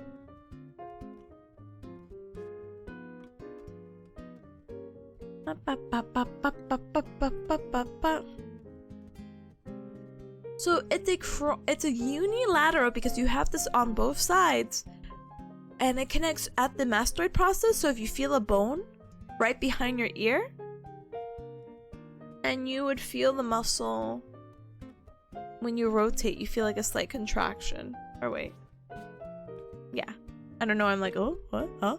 So what happens is that this pretty long muscle shortens, and when it shortens or gets tight, basically the baby gets stuck in this like one-sided head position. So they're stuck like right here. Owie. This can actually happen because of the tightening of the it can happen because of the shortening of the SCM, and this can also be happening because there's a possible mass or a nodule and a tightening of the upper trapezius muscle, which is a big diamond-shaped muscle in the back of our body. This is noticed shortly after birth. If your baby is stuck one-sided, it's like, oh brother, this baby has torticollis. So torticollis can happen one of three ways. It can happen prenatally. So sorry, let me back it up. It can happen prenatally, it can happen perinatal, it can happen postnatal. So prenatal, what happens is that somewhere in the womb, help me. It can happen because of an ischemic injury. So basically, this leads to weakness on one side because there's not like the blood supply happening on both sides appropriately, and because of this weakness on one side, it's going to end up ending in this position that you see on the right. The baby's head could have just been stuck there because there was poor positioning while they were in the womb, or it can happen because of a muscle rupture. So we're talking about the how do you say it, the tendon of the muscle just breaking off from the bone of where it's supposed to be. So you're stuck here. This can happen prenatal, so this can actually happen during birth, and it could be a trauma from the birth in that breech position. Recall, we just talked about breech position, and this is again when the baby is born from the what do you call it? When they're being delivered from the birth canal, and it's their foot or their buttocks coming out first rather than their head. And or this can actually occur due to an assisted delivery. Again, I heard that they put suction cups on these babies' head and they try to suck them out, and I'm like, oh brother, what the what's happening here? But what happens is because of this vacuum or the forceps, like the little pinchers, the traction or the pull that they do on their neck is going to damage the muscle or lead to a muscle rupture, and they're gonna end up with torticollis, you know? Medical grade plunger, yeah! yeah. It's like, what? Huh? Okay. Anyway, or it can happen postnatal. So what does this mean? So after birth, it can just be a positional preference. I know this sucks, but your baby could just really like laying on its left side and end up with torticollis because the eventual shortening of just staying in that one position. What? And then the second one could be plagiocephaly, which is a really fancy word of, haha, baby half flat head.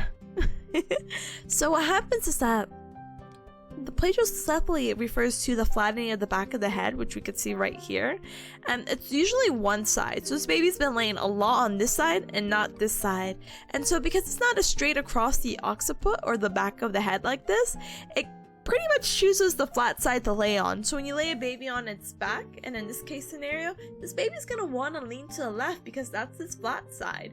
The other side is too curvy and his head is unstable. But if he lays on the flat side, he feels pretty stable, and then he stays in this position. And then you see how my neck is right now? I'll stay in this position because, yay, torticollis, yay! So that's why it's pretty important to move your baby and not have them lay flat constantly. So if the baby has left torticollis, what does that mean? So that means that the left MCM or sternocleidomastoid is tight, and what happens is that he's going to tilt his head to the left, and what's going to be weak is that he's going to have his upper trap weak, and the right SCM is going to be weak. And so what's going to happen is that they're going to have a weird counter rotation to the right. So their head is bent to the left because that's what's tight and the tightness is pulling them down. And then you turn to the right and they look like that. So that's why even in these examples right here, they have like this slight rotation. So like this baby, thinking about anatomical position on their perspective, they have right torticollis, and so they're shortening tight right SCM or sternocleidoid mastoid, and then they're rotating the opposite side. Same here and same here. Would a memory foam mattress help? Maybe, but I think it's just positioning of the baby. Again, what happens, and I don't know if they talk about this or if I have notes on this later. Let's humor it. So these are like real life examples of weird baby heads. Bye Omega, hi, welcome.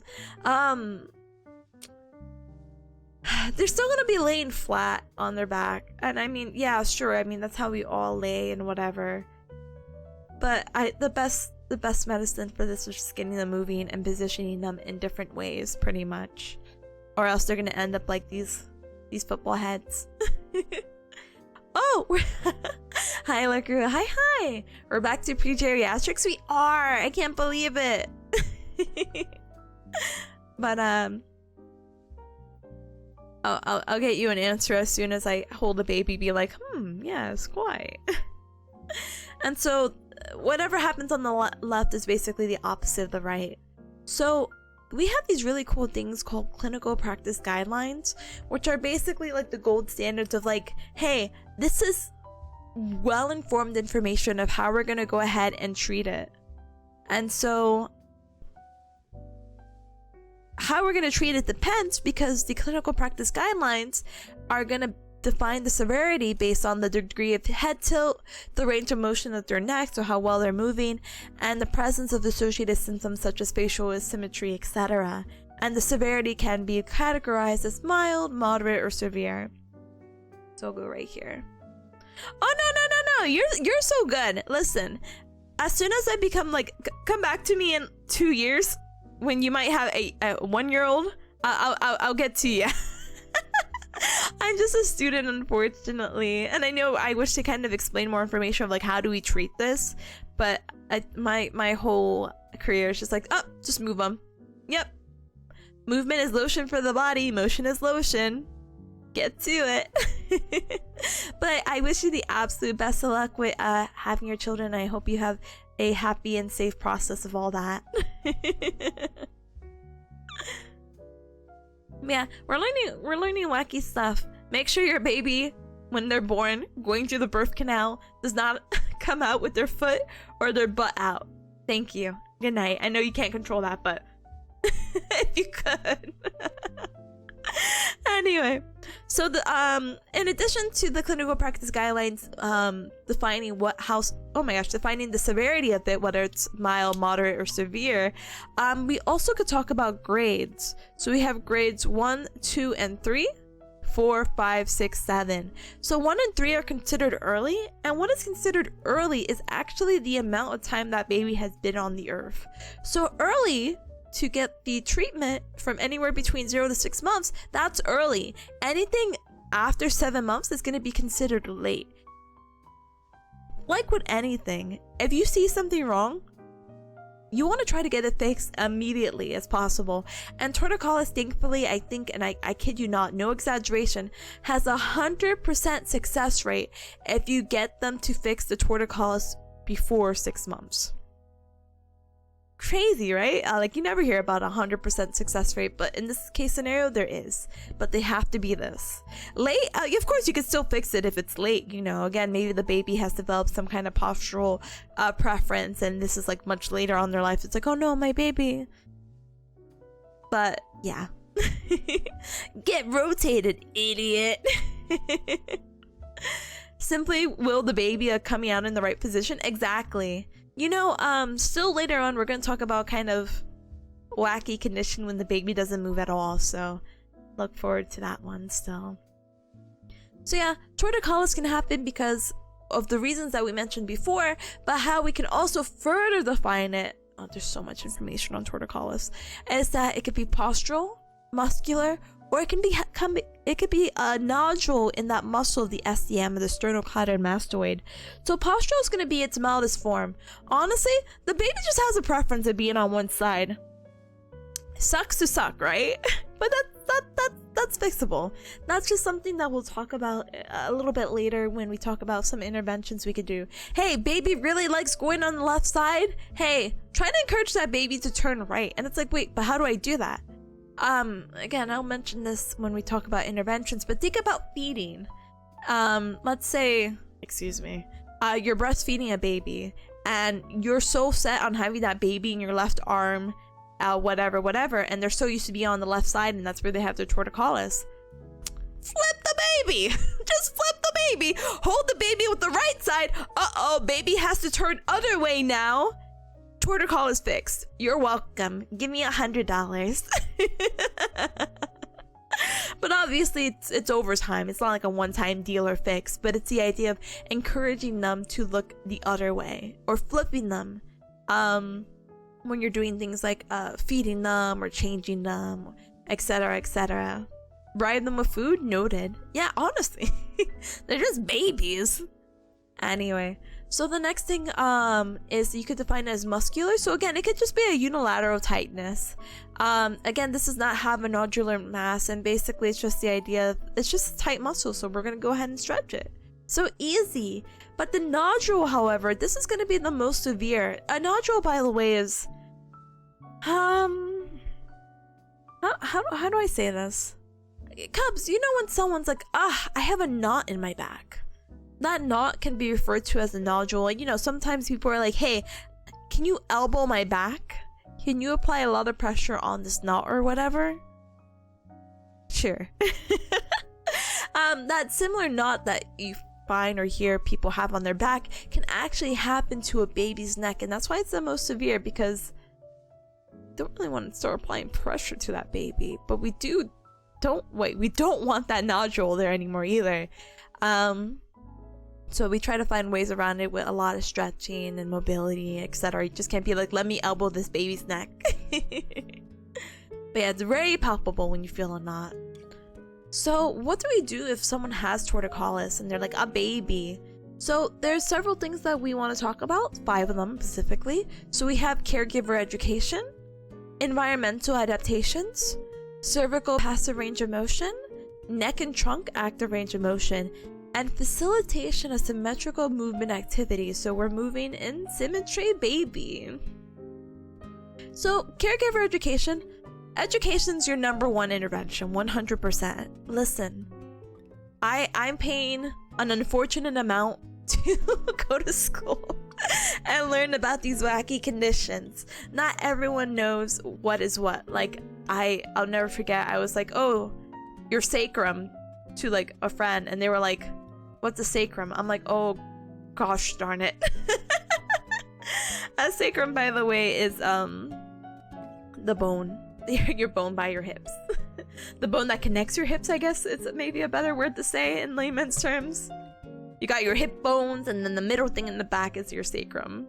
So yay. But yeah, education's important. Never assume what a patient knows or doesn't know. Just go ahead and explain, like, hey, this is what this is, and this is what you could do to help them, basically. Talk to them about the importance of early interventions, and provide guidance on positioning, handling, and exercise, because again, that's going to help encourage symmetrical movement, and that's going to be overlapping with that last part. We have environmental adaptation, so that's something basically I had said earlier, with basically turning the baby's head to the other side and just encourage for them to go away from the affected side. And so you can use toys, mirrors, visual stimuli on the other side to entice the child to look over there. And just make sure to switch sides when you're doing your tasks of like feeding, changing, etc. Cervical passive range of motion is just to help improve the flexibility in the neck and reduce that muscle tightness. So just gentle stretching of like, okay baby, the baby doesn't know because the baby can't communicate, but you just move them slowly but surely in a very comfortable position of like the rotation and like flexing from one side to the other. Neck and trunk active range of motion. This is something that again, you can't really communicate to the baby with, unfortunately, but you have to unfortunately bribe them again and implement activities that's going to encourage your child to actively move their head and trunk. So we're going to ask them to reach for toys, turning to follow sounds like, oh my gosh, baby, baby, and the baby will be like, oh, who's calling me? And playing in prone, so they're laying on their tummy, or you know, being in sitting positions to help with that trunk and neck control to keep it like upright. As for symmetrical patterns, again, it's just all going to be play, and we're going to try to encourage bilateral everything. Bilateral being both sides, bilateral reaching, rolling, crawling, maybe activities that encourage weight shifting. So maybe you hold them upright and it's like left and right and just turning them, or you can use like a ball, like you can have them roll a ball forward and back, and it's like, wow, baby playing. So with torticollis, the thing is, it can be a, what did we say, a perinatal thing? Not perinatal, sorry, postnatal thing. This could be something after they're born. And again, torticollis can happen because of that plagiocephaly. And plagiocephaly, again, is that flattening of the back of the head. So, excuse me, we can use this thing called the Argenta scale of plagiocephaly, and it's going to assess the severity of it, and it's going to be based off the shape of the head, and we're going to measure the degree of flatness, the facial asymmetry, and the forehead prominence, because oh brother, look at that baby. But yeah, this is the wacky ways babies' heads can be formed. But here's an actual picture, by the way, going again. What? Hi, Caleb. Hi, Galmer. Has she covered how poking the soft spot on a baby's skull is a really good idea? How about I don't do that? How about no? Welcome, gamer. Welcome. Yeah, here again, plagiocephaly. This is this is a bird eye's view of it. So look, that baby. And then here's a side view. Look at that pinhead, brother. And then this is the baby with torticollis, but you can also see the facial asymmetry, the forehead prominence, etc., etc. So how do we assess muscle strength? Basically, we use a muscle function scale for babies, and it's to test their head riding reflex. I think I have a picture down here, so that's why I'm not like worried. Yeah, I have a lot of things to yap about in just a moment. But we'll talk about interventions, how do we test it, etc., etc. in just one moment. Cubs, guess what? It's been another hour. We are at our second hour of the stream, and you cubs know that every hour we have to play a 3-minute ad break. Boo! Bow! But don't worry, cubs, I'll politely BRB. You cubs won't be missing a thing. I will also be using this time, and I encourage you to do the same, to stand up and stretch, hydrate, and eat something super duper duper yummy. I might go snack on a banana and keep kissing baby Peace's forehead to be like, I love you, I love you. We're currently, let's see, page 20 out of 48. So yeah, I think we should be able to finish this within the next hour or two for sure. And I don't really know what I'll do from there, because it's 2 now, it'll be 4 o'clock then. I actually might wrap it up, and we might just I might just do some Quizlets on my own. I know that sounds kind of lame, but I might end up doing that, so apologies. Huh? Omega says that makes me wonder on King's Tut and the History Channel assumptions that he was an alien? I don't, what? This info makes me think that they didn't just take care of him when he was a baby. Oh, now I have to Google what his head looks like. King Tut's head. I never heard of the assumption that he was he was an alien though. King Tut's head. Oh, wow. Oh. Yeah, ooh, wow, ooh, wow, okay. You know, thank you so much. I appreciate that knowledge. I love learning about new things. So this one, huh? It must have been aliens. It's the only explanation. Yeah, just like that old meme. Aliens. Oh, my time to go. Bye, guys. I'll see you in a little bit. Bye. Bye, bye, bye, bye.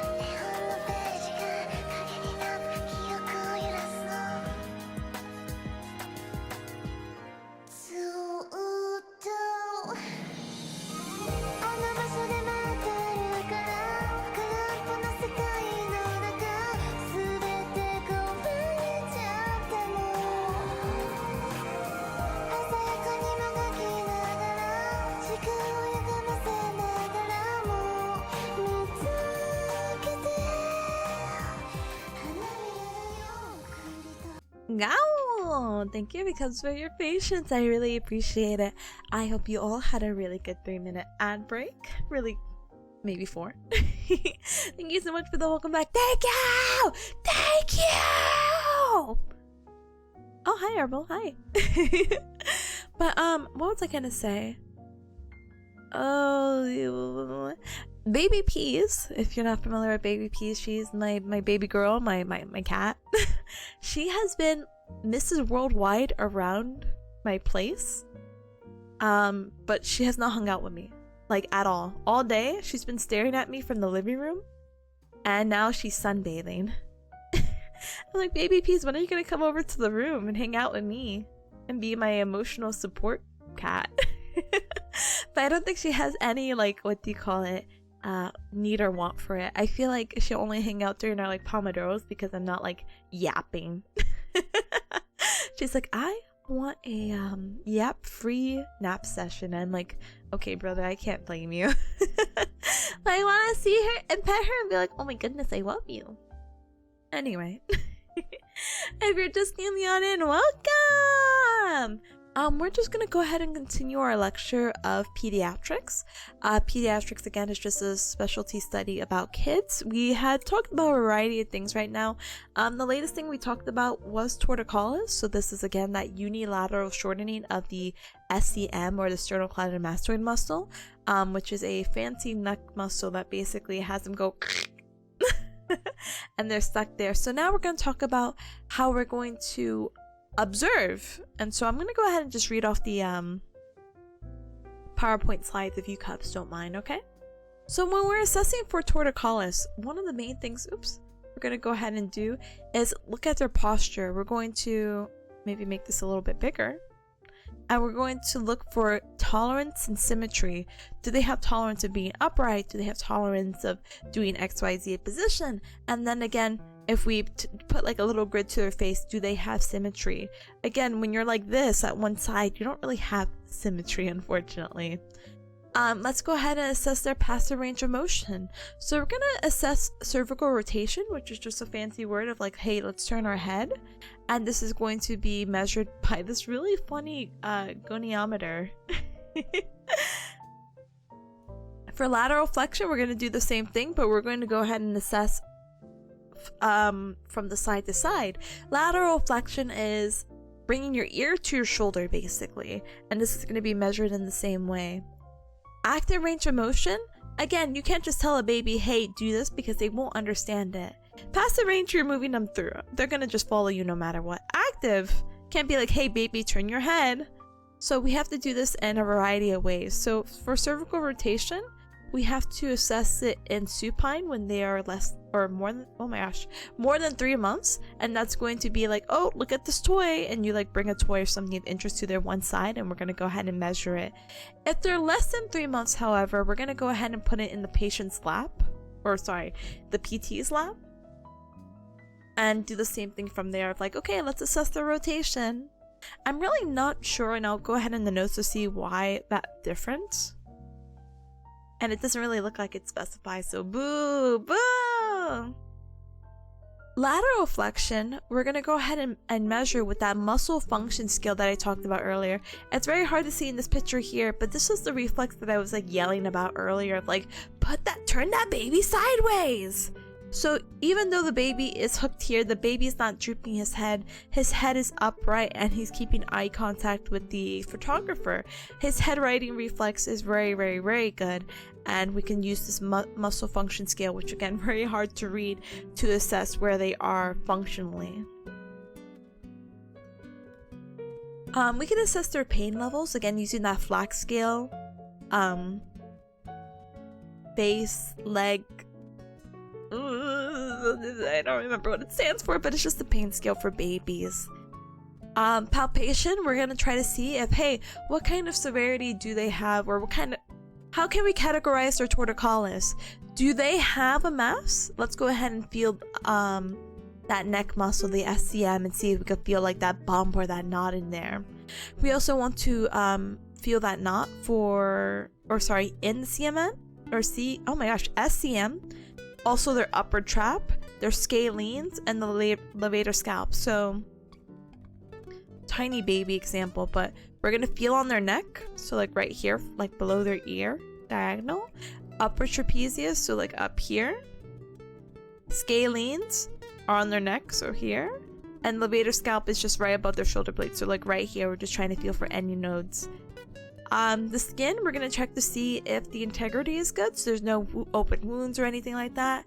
Check for nodules on the knots, and check for the symmetry of skin folds. You know, earlier I was saying like, haha, what a chunky baby, but I was like, oh, it's because the skin folds on the arms. Checking for symmetry, especially in lower extremities or the legs, is kind of important to see if that baby's weight bearing normally. Same thing here with the upper extremity. If the baby's favoring more than one side than the other, this can show because they have asymmetrical skin folds on like their arms or their neck. We could do a craniofacial assessment, which, okay, it looks like it's just looking at the eye position and the symmetry of the baby in all these different 6 positions. This is so funny. This is hilarious. And then those activity and developmental statuses that we talked about earlier. Ta-da! The TIMP, the AIMS, and the, what do you call it? The P-body. So interventions is that we want to fix these limitations that they may have. So it could be due to, let me see if I can bring this picture a little bigger, sorry. We can have decreased cervical rotation, so basically we're going to help manually tighten those or stretch those tight muscles. A head tilt might be again due to tight musculature, so we're going to go ahead and stretch it. Positional preference or trunk asymmetry, active movement and strengthening on the opposite side. Prone position intolerance, so this means that, hey, this baby hates laying on their tummy, they hate tummy time. Let's go ahead and increase the use of it anyway, this positioning. By maybe strengthening some of their neck muscles so they're able to maybe hold their head upright and maybe tolerate being in that prone position a little bit longer. For asymmetrical postures, we're going to look for active movement and strengthening the opposite side. And developmental delay, we're just going to facilitate all equal uses of the extremities and having them turn on both sides for daily activity and play. Right, so now we're going to get out of torticollis and we're going to go ahead and talk about some really interesting disorders. This one is really vague, so I do apologize. Let's talk about limping and lower extremity pain. So, limping can be caused due to a trauma, like a fracture, an infection of the bone, potentially osteomyelitis, an inflammatory response, and for JIA, juvenile arthritis. I don't know what the I stands for. I'm so sorry. Juvenile inflammatory arthritis, I think, and we'll talk about GIA in a little bit. JIA, sorry. Or maybe it's developmental. How we can assess limping and lower extremity pain can be from history taking, so maybe we can identify some red flags, which are like, oh brother, where they're having severe pain, maybe they have a fever, which can indicate the infection we were talking about earlier, significant swelling, and if they're not able to weight bear on that limb, it's time to refer out to see what the heck is wrong with them. We could talk about their gait assessment of how well they're walking. We could talk about range of motion, we could do a functional test, or not us, but refer out to get some diagnostic imaging such as x-rays, ultrasound, or MRI to see, hey, what could potentially be the cause of why you're having this pain? Do you have a fracture and you just don't know it? Let's see and find out. Alright, let me go ahead and do that. So let's talk about legs, calves, Perthes disease. We're going to learn about the pathology, the presentation, and how to treat it. So this disease is again specialized for children, or more specific to children, let's say that. This is going to be a condition that's going to involve avascular necrosis of the femoral head in children. Avascular means that there's a decrease of blood flow, and necrosis means that the tissue around this area is dying. That sounds dramatic, but that's really what it is about. So avascular necrosis around the femoral head. The femoral head is referring to the femur, or your thigh bone. So think of your thigh bone, and then this is the ball and socket joint that's going to be connecting into that hip. So this kind of disease or disorder or condition, of however you want to define it, is going to typically happen between the ages 4 and 10. Hi Gala, hi, welcome. So the exact cause is not really fully understood, so it's slightly idiopathic. We just don't really know, unfortunately. But we know that it involves interruption of blood supply, hence the avascular. It can impact the bone remodeling. We talked actually a little bit about this when we were talking about our geriatric stuff. And the geriatric stuff was talking about the bone remodeling and how we're losing bone density as we get older and all that stuff. If you're not getting the nutrients from your blood, it can affect the bone remodeling process. Some risk factors that people are more likely to get this disease from is from genetics, hormonal imbalance, trauma, the inflammatory process. But again, these risk factors are not definitely established, but they don't really help either. A patient who does have avascular necrosis, or the leg, calves, Perthes disease, is going to present with hip pain, limping. Sorry, I got dyslexic for a moment there, apparently. Limited range of motion, especially they're going to be very limited with internal rotation. So I assume you cubs are all sitting, probably. Bring your knee in and your ankle out. I hope that makes sense. Bring your ankle out, like kick it out to the side. Wow. Okay, hold on. Keep your knees bent. Bring your ankle out to the side, and now you're doing a hip internal rotation. They're gonna have difficulty with that motion, and they're gonna have difficult opening the legs, or bringing the leg, or kicking out the leg from the midline, or the abduction. They're also gonna have muscle atrophy because again, they're not getting that nutrients from the blood, so their muscles are not going to get the nutrition, so they're going to atrophy, they're going to waste away because you're also, one, not getting the nutrients, and B, you're having this limited range of motion. And I kid you not, use it or lose it sort of thing happens with that. You're going to have altered gait because you're not able to walk appropriately, so your walking pattern's a little bit wonky, and you're going to have stiffness because, brother, you don't want to move, and if you don't move, you get stiff. So it's a huge lose situation. Yeah. Anime girl pose, yeah! Hi Zero, hi, welcome! It's my favorite femoral head bone. Oh, I hope that's not your favorite. Pick another one. This one is, it's seen better days. Like a cowboy stance? Yeah! Are nutrients important tip? I don't know, talk to a nutritionist. Ankles out, knees bent. Yeah! Anyway. So, how do you treat this? So this kind of disorder, you can use physical therapy, you can stretch, strengthen, and do some walk training. Definitely some activity modification because they're limping, they're in pain, and they're not able to walk as they normally can. So we have to change something up in their lifestyle to help adjust to their needs and their condition. Bracing can actually help out a lot, so we can keep the hip in a position that is going to allow for proper alignment and reduce the pressure on the femoral head right here. And we can do surgery. Again, this kind of goes from like most conservative to not as conservative treatment, but thankfully this can be fixed and we can get the treatment and life can be good. So not the end of the world. But yeah, this is the same thing right here as well. But I'll just read signs and symptoms again, or I'll just read a little bit again. Age of onset 18 months to 4 to 10-year-old. Sorry, I guess I gotta add that. Males are more likely than females to get it. Signs and symptoms: insidious onset of limp. So again, insidious meaning we just don't know.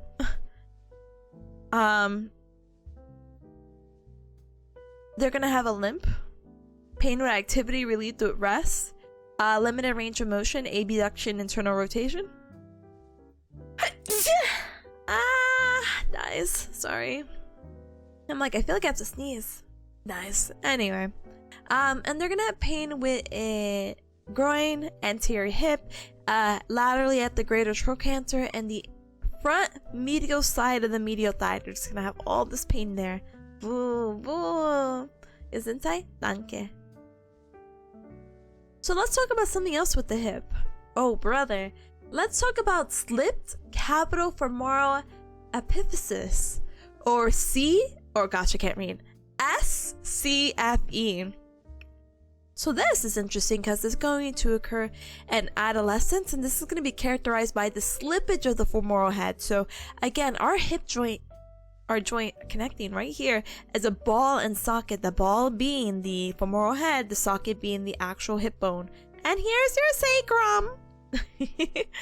But the slippage of the femoral head is going to be due to the displacement of the growth plate right here, because it's just like an uneven, not correct fit. So the growth plate is not going to be in the same direction of the plate, and unfortunately this is going to have like a little bit of an unbalance, unevenness, and if we keep that there left untreated, it's going to lead to the same thing that we mentioned above with the avascular necrosis. Again, the blood just not getting there and the tissues dying, joint degeneration because the bones are kind of rubbing in a weird way, and long-term hip dysfunction. So boo boo. So how do we see the symptoms? To be honest, they're kind of the same.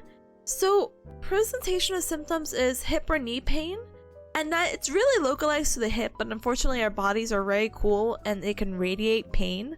So yes, all the pain's happening to your hip, but oh, I'm actually starting to experience knee pain now, and this pain is always occurring, but it's dull. It's dull, but it's persistent. You can have limping, you can have limited range of motion in the same categories of the internal rotation, so the anime girl pose we were talking about, and the abduction. They're not going to want to put weight on this limb, hence the limping. There's going to be a shortening of the affected limb because of that imbalance. So think of like your fists on top of each other and like a slight slippage. Again, that's yeah, sure. That's basically what it is, and it's going to shorten limbs. So one limb is going to be longer than the other, and the longer one is going to be the non-affected one. And if you're limping, you have limited range of motion, and hey, maybe you're not even getting blood to these muscles. Guess what, gamers? Muscle atrophy! Yay! So then your muscles waste away because you're not using it, and it's not getting the nutrients that it needs. So how the heck do we treat something as scary as this? Surgery. Surgery for sure, so we can get some stabilization, or we can help realign the head to improve the joint mobility. We can also do some activity modifications, especially to reduce that weight bearing, so maybe they're not limping as much. And we can provide assistive devices such as crutches or a wheelchair. Pain management will be very important. We can provide some medication to help reduce any of the inflammation or pain that they're suffering from. And we can do the PT again with restoring range of motion, strength, and functional mobility. So, reduce Wonder Brothers? Oh, brother. Did the closed caption get that? Reduce weight bearing. But yeah. So this is another slide again. So again, slipped femoral epiphysis. What does the C stand for then? Yeah, capital. They're missing the C, brother. Anyway. This is going to be a displacement of the femoral head. Adolescence is going to be 12 to 14. Affects more males than females. Don't ask me why males are getting more affected for this. I actually don't know. Obesity can be a major risk factor, because imagine you have this and then you're considered obese, and then you're placing this weight onto your hip like this, and it's not even like evenly aligned. It's going to be very painful. Signs and symptoms include sudden pain in the groin, hip, thigh, or knee. They're unable to bear weight. Positioning in hip and ER, so they're always kind of like legs spread out. And if the patient in this age range presents with hip and limp, consider until rule out. Hold on. If the patient in this age range presents with pain and limping, consider this until it's ruled out. Okay, because the other one that we talked about, the Perthes disorder, sorry, it's a long one. Let me scroll up. Let me not do that. Legs calf Perthes disorder, so LCP, it's very similar, but this is ages 4 to 10. This is 12 to 14, and it's basically saying, hey, don't rule it out until you can. No weight bearing, limit exam, refer for imaging. Perfect. Alright, let's talk about our next condition. This is going to be called JIA. Oops, not inflammatory as I mentioned earlier. It's juvenile, idiopathic, so we don't know. Or sorry, oh my gosh, I knew I was saying something wrong. Hold on. Where is it? Where is it? Where is it? Gosh darn it.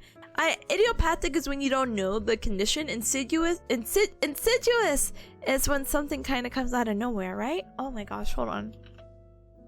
Hold on. Yeah, proceeding in a gradual, subtle way, but with harmful effects. That's insidious. Insidious? Oh my gosh. And idiopathic is we don't know. I confused the two words earlier. I misspoke, so I do want to clarify and apologize for that. Anyway, so juvenile idiopathic arthritis is interesting because when you think of arthritis, you think of, I don't know, your grandma or something who is knitting and it's like, oh, her joints in her hand, it hurts, you know? Unfortunately, kids can also get a type of arthritis, and arthritis again is an inflammation of joints. So let's talk about this more in detail, like a lot of detail. We could go over the picture really quick too. For the inflammation, kids may present with recurrent fever, eye pain, redness, blurry eyes, irritability and tiredness, joint stiffness, skin rashes, weight loss, joint swelling, joint pain and tenderness.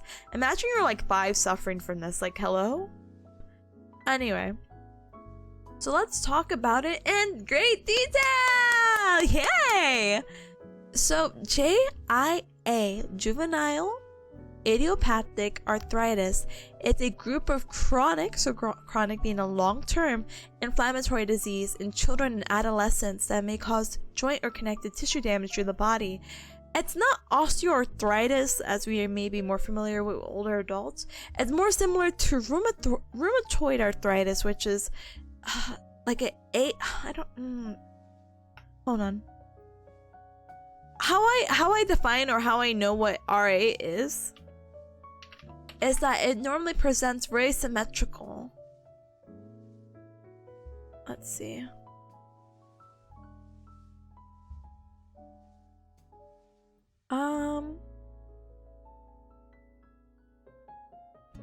Yeah, so this is like RA.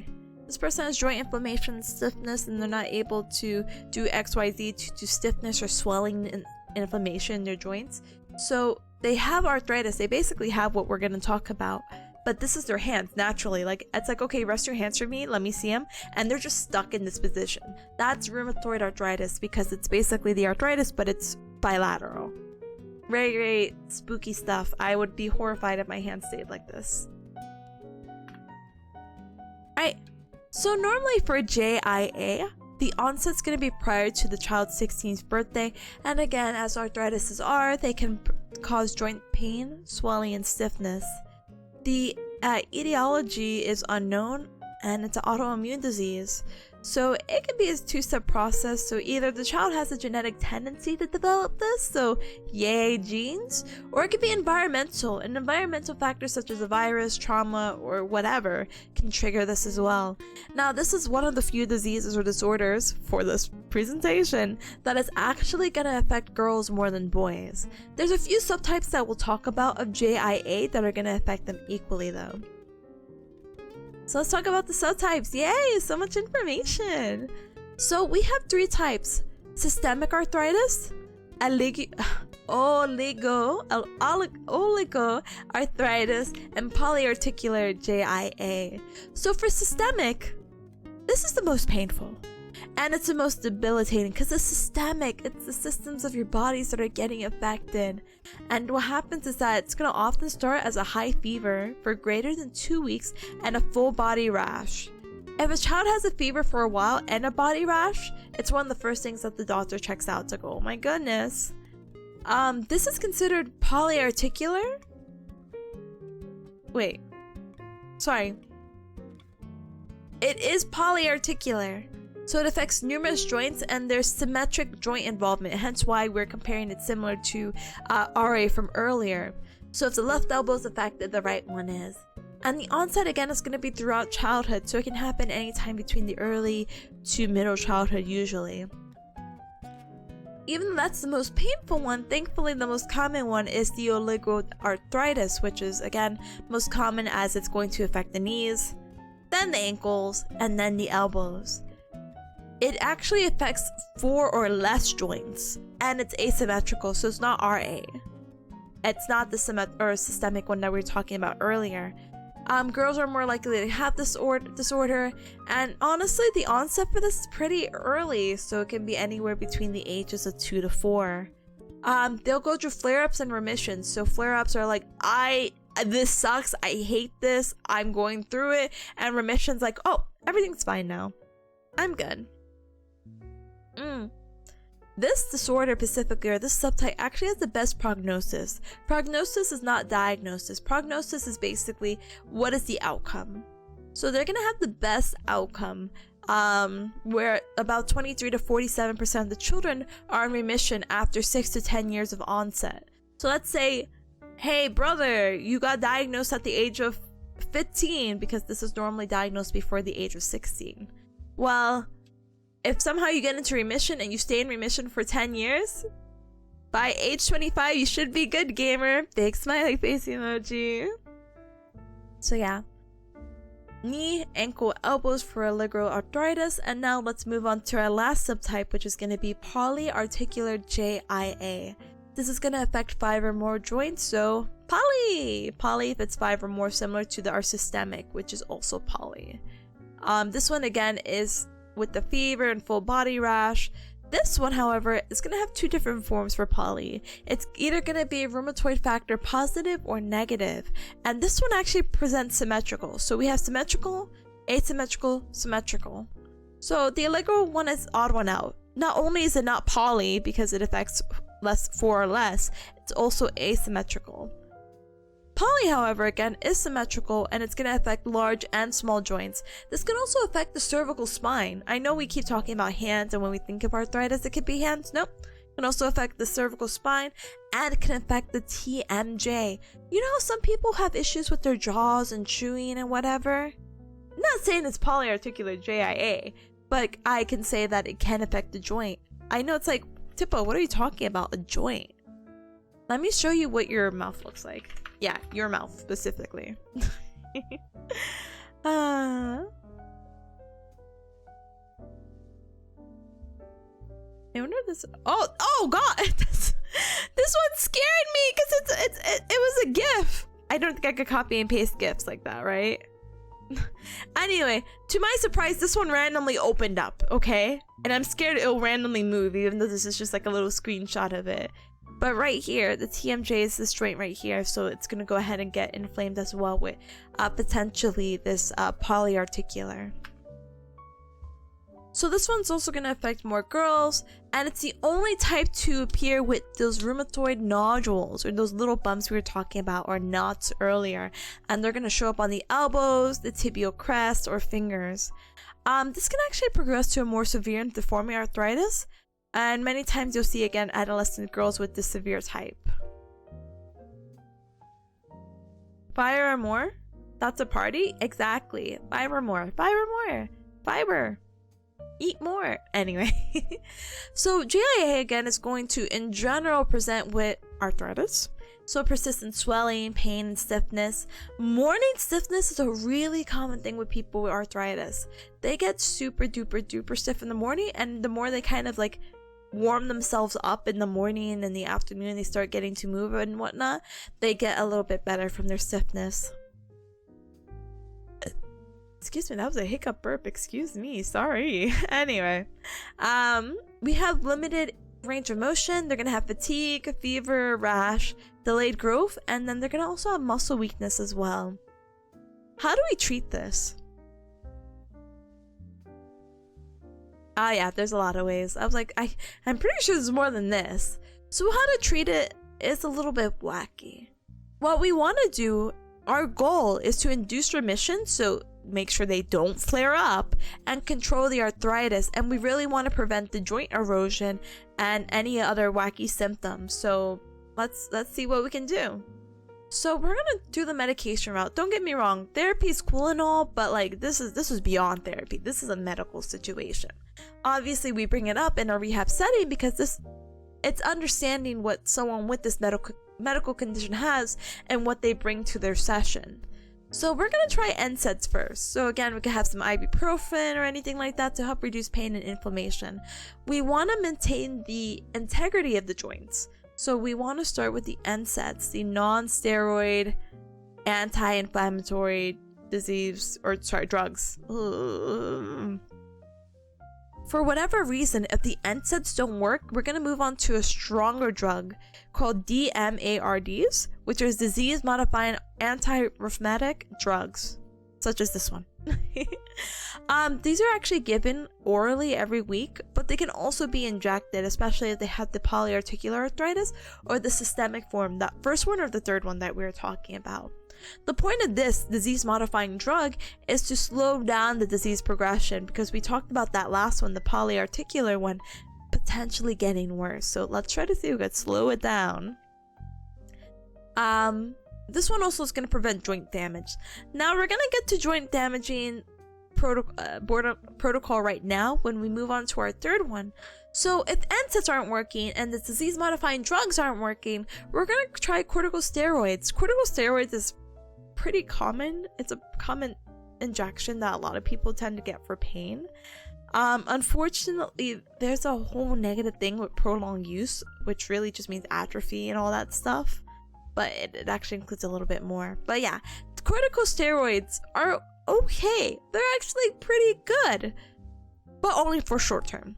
Very short term control of the severe symptoms. But if you use it for long term, other than like the atrophy and everything else I was mentioning, you can get weight gain, Cushing's syndrome. Cushing's syndrome is not fun. Osteoporosis, so the bone weakening, so you're more prone to fractures. So imagine you falling and you just fracture your hip. Awful. You could get ulcers, you could get GERD, skin changes, glaucoma, etc. It's like, what?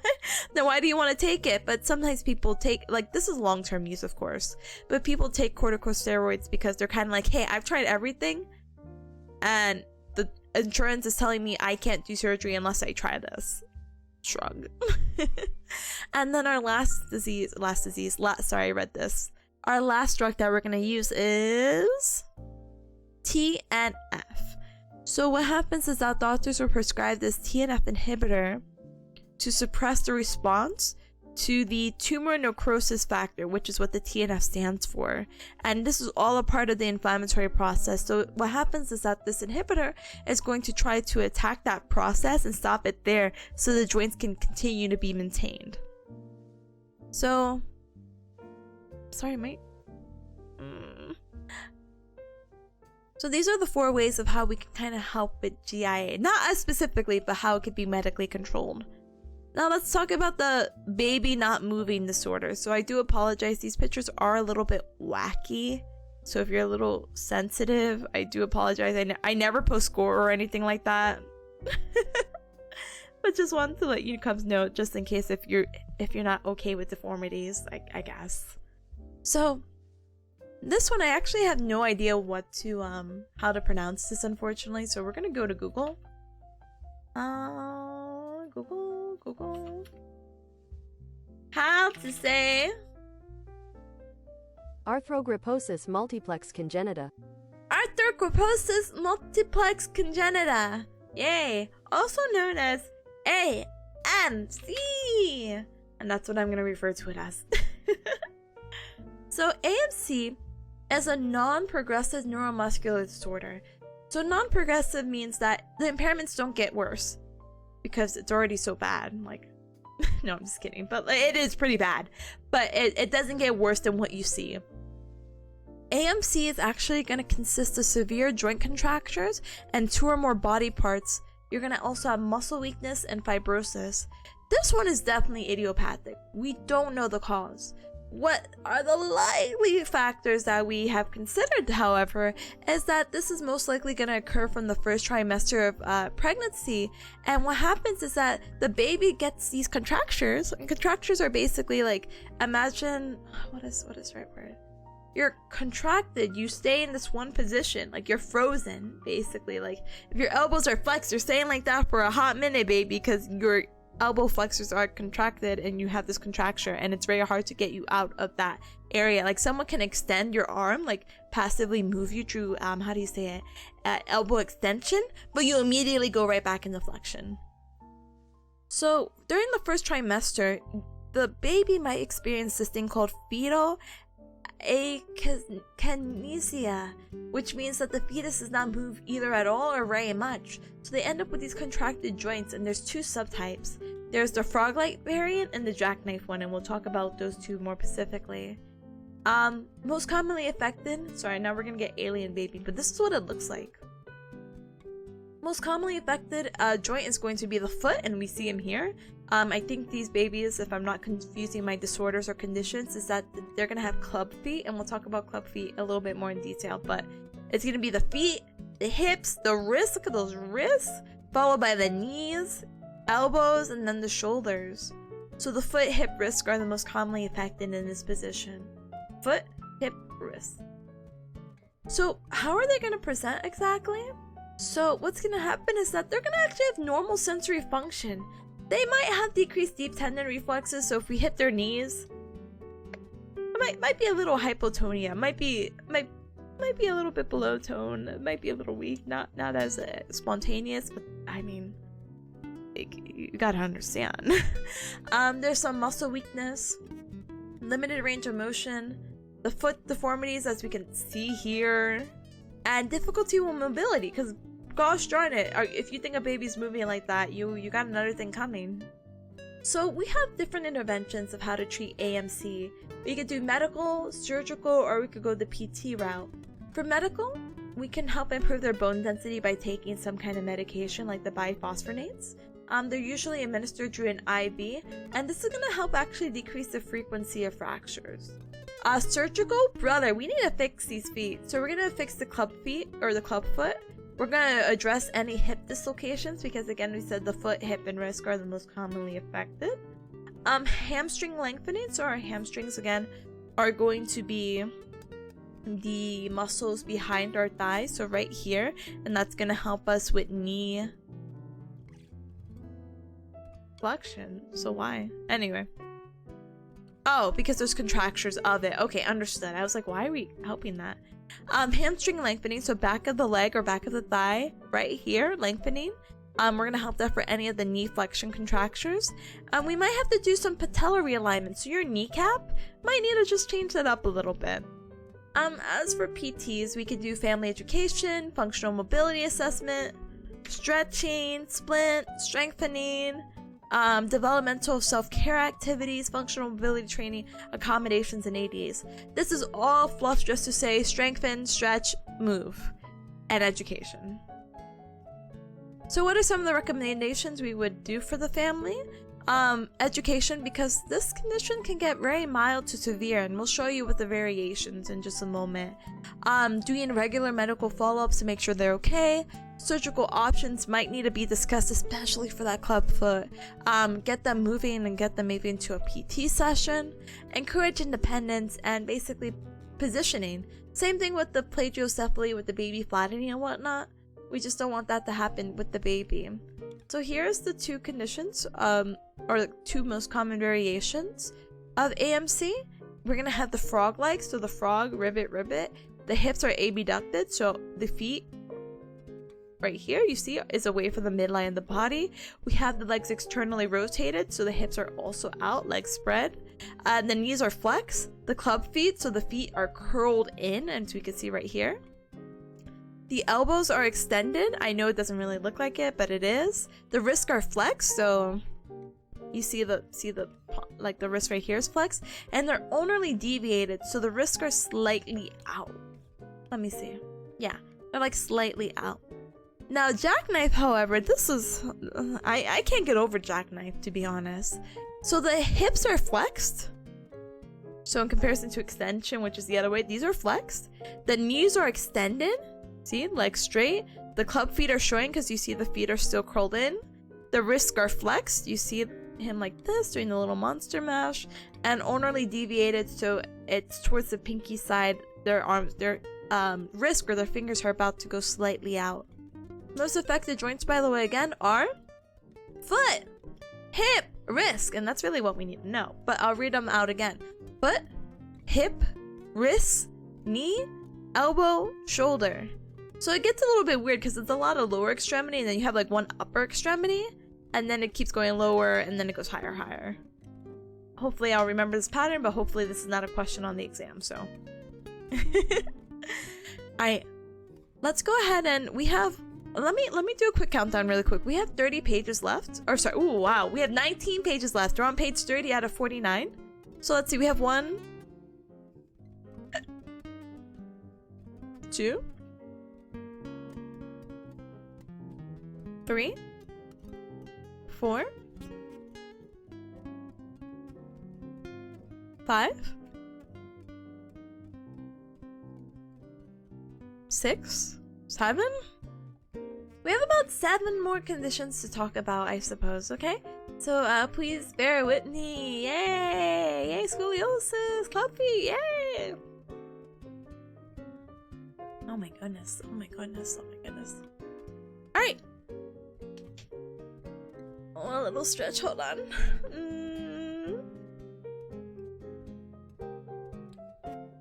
Alright.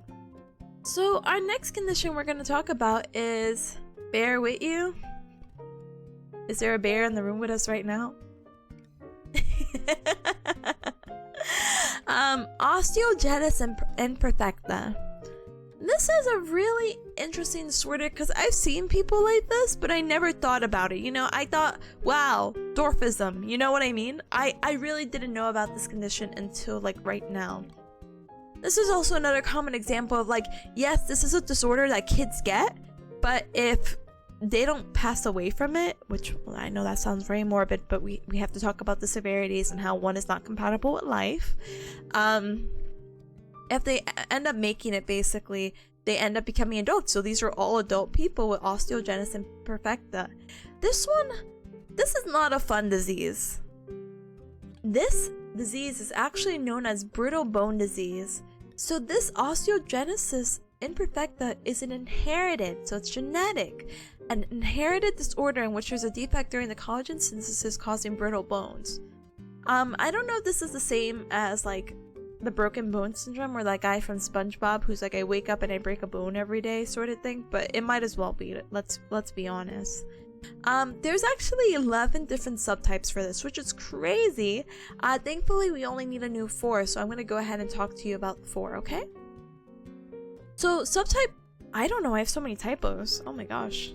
So subtype 1 is going to be the most common.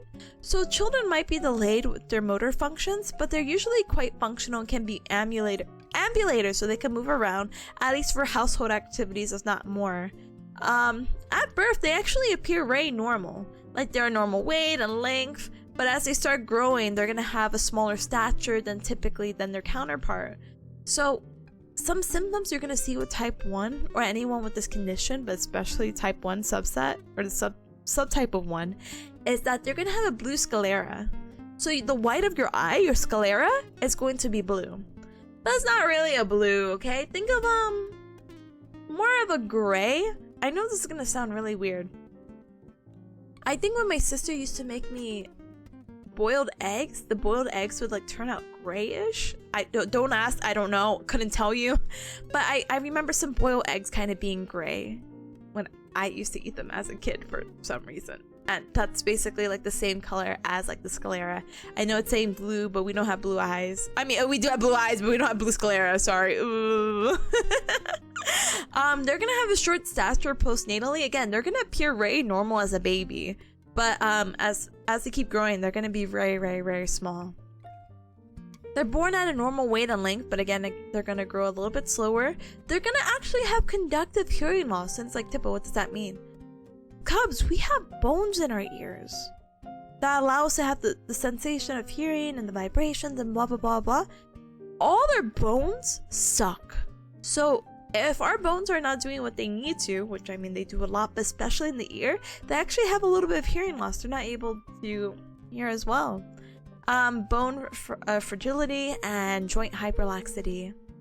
I'm gonna talk about this picture in just a moment.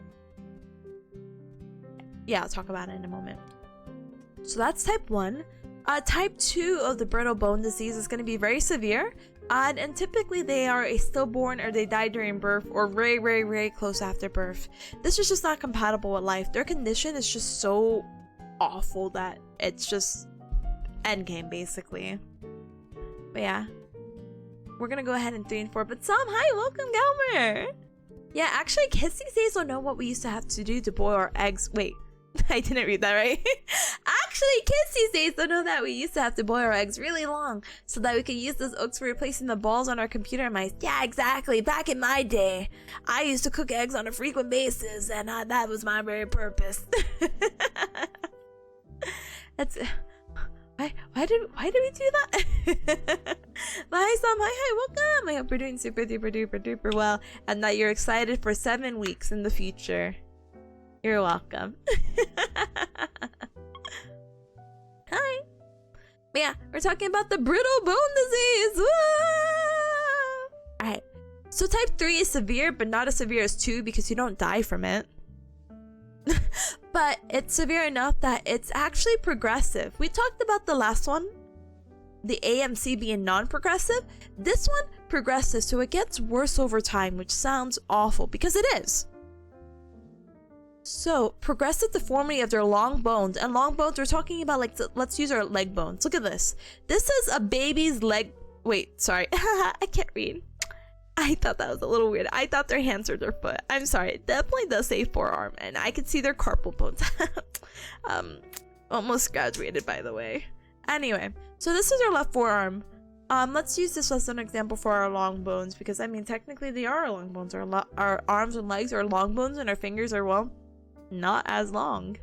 But look at how deformed it is. Brothers, you don't need to see I'm pretty sure you've seen a normal human skeleton before to say, hey, this is a little bit wacky. Like, look at the radius and ulna, look at the elbow twisted, look at the humerus twisted, curving. That's crazy. But yeah, so this can also affect their skull and their spine. So as they grow, and this is not normal growing patterns, by the way, this bowing can happen. This bowing, you see this like arching of the bone, and what happens is that it grows, it can eventually snap. It's just like, huh? What? Yeah. Because this can affect their spine as well, they actually have a lot of kyphotic or scoliotic postures. So kyphotic, this is the humpback that I tell you, cubs, like the rounded shoulder, the humpback of Notre Dame.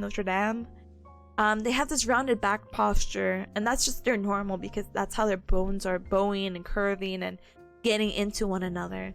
They have a very, very, very, very, very short stature, and what happens is that they might have this rounded shoulder posture, this kyphotic curvature of the spine so bad that this curvature actually affects their respiratory, and actually their respiratory system or their lungs get compromised. Because imagine being hunched over your lungs.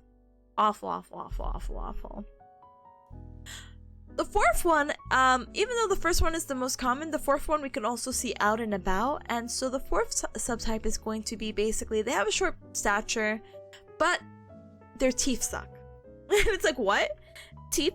They have this thing called dentinogenesis imperfecta. So basically they have this tooth abnormality, and that their teeth are weak and could fall out and break, and it's awful. But they're ambulators. They can ambulate, but only right until adulthood. Once they hit adulthood, they might need to use again, as you see, like a wheelchair, as you see many of these other people using, like a power wheelchair. Alright, let's talk about some of the presentations. we'll talk about the interventions maybe in a little bit because we are hitting another hour of stream, so we gotta get the stream and ad break out of the way. But yeah, so presentations of the symptoms. Blue sclera. So again, the eyes should normally be white. You see my eyes? My eye color is purple. But the white around my eyes, the sclera, would be blue if I happen to have this condition. A bluish tint, maybe more gray. Deafness, again, it's going to be another impairment because, again, we have those bones in our ears. And they're going to be very easy to bruise. They're going to have excess sweating. I know, there's like really no winning for them right now. And again, they're going to have that tooth disorder. So the teeth are going to be weaker than normal. And they're going to appear a little bit discolored. Sometimes brown, grayish, or bluish. So I wonder if I can get an example of a blue sclera. Because I'm sure you guys are curious to be like, I want to know what a blue eyes white dragon looks like. Oh. Well, this one looks pretty normal. Let's not lie. No, and these are edited. No, they're not helping me. Wah, wah, wah, wah, wah. And that one's too scary. Oh, this one's okay. This is a blue sclera. And it's like that looks white. No. It's definitely in comparison to normal. This is much darker. Again, looks a little bit more gray than blue, but I'm imaginative. I have I can't speak anymore. I refuse to say any more words. No, but I have a creativity. I can see the blue as well. Alright. So, we'll talk about interventions when we come back, but just know there's no cure for this, so yay. But we'll talk about some of the medical and surgical managements in just a little bit. Let's go ahead and use this time to go ahead and stand up and stretch, hydrate, and eat something super duper duper yummy. Like I said, Cubs, the break before, we'll probably finish this within 2 more breaks, this one included. So by the time we need a break next time, we should be done. This upcoming, when we come back the next hour, we should be able to finish up and life will be good. And my test, actually, I got a polite reminder that the exam is not 7, but at 7:30. So I don't think it's going to interfere with anime night, but if you don't hear an announcement immediately, just don't worry. just set a timer and hope, okay? Thank you. If you guys are curious, how do you say it? On Discord on today is Thursday, and so we're gonna be watching the newest episodes of Dandanan, and we're also gonna be watching episodes 3 and 4 of Apothecary Diary. So go ahead and feel free to check that out or join us if you want.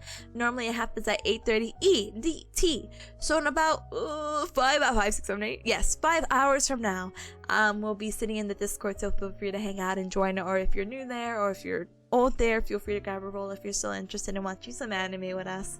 We'll just have to wait a little longer. Yeah, you know, my other exam only took me like 30 minutes, so I'm hoping that this one will be the same. But again, as you can tell, we're going through 40 plus pages of notes. This material is so dense. So we'll see. But anyway, let me go ahead and politely BRB to get this ad break out of the way. I might take a little extra minute or 2 longer. I'm gonna go ahead and eat a little snack. I actually prepped some yogurt yesterday, so I'm gonna just go ahead and eat that. I might take a little bit, so I apologize, but I should be back in just a moment. I'm gonna go ahead and let the ad naturally play then, because the ad's gonna play in about 1 minute and 50 seconds. So yeah, yay. I will see you guys in a little bit then, okay? Use this time to stand up and stretch, hydrate, eat something super duper yummy like I'm about to. And again, we should be about done. We're on page 32 out of 50, and as you kind of saw, the later ones are kind of like more photo based. So yeah, I think we'll be okay. Okay? I'll see you guys soon. Bye, Rico. Have a good break.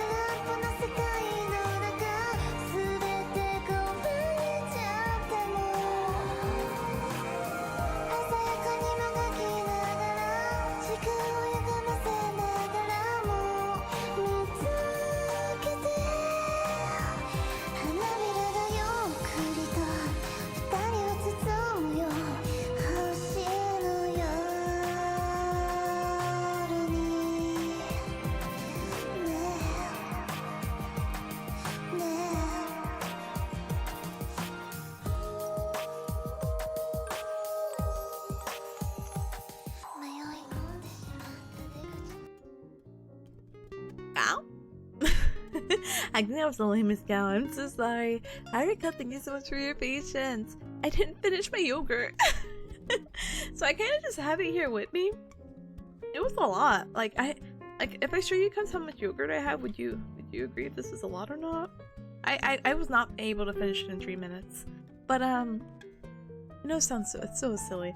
So I used to prep yogurt, right? I'd get a giant container and then in a separate container, my go-to yogurt thing for snacks is like adding cinnamon and honey and granola.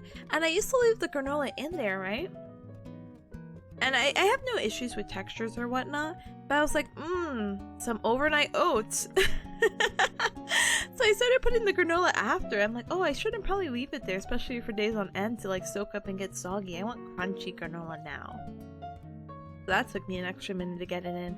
And now I'm just like, this is so much yogurt. Why did I say I wanted this? And I threw like the lid in the sink, so I'm like, oh, I can't touch it until I wash it. And I think it would be stupid to wash it. I just need to finish this yogurt. But I basically put like a very little dent into it. So I'm gonna go ahead and take the world's smallest bite, and then we'll continue on. But thank you so much for the welcome back. Thank you. I'll just like use it like, how do you say it? Like a treat to myself. Every time I finish the section, I get one bite of yogurt. Yeah. Alright, I finished break. Okay, one bite of yogurt. Oh.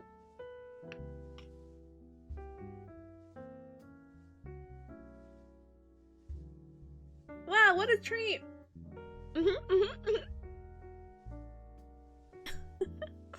It's too much though, hold on.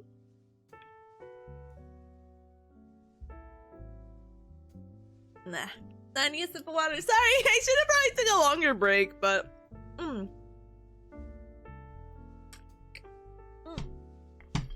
I wanted to finish this ASAP because I thought it was a lot of content, and it still is a lot of content. But hi Matt, hi, welcome. All right, Cubs, I'll eat my next bite of yogurt when we're done with this section. Yeah, we still have a little bit. So if you just come on in, welcome. Whoops.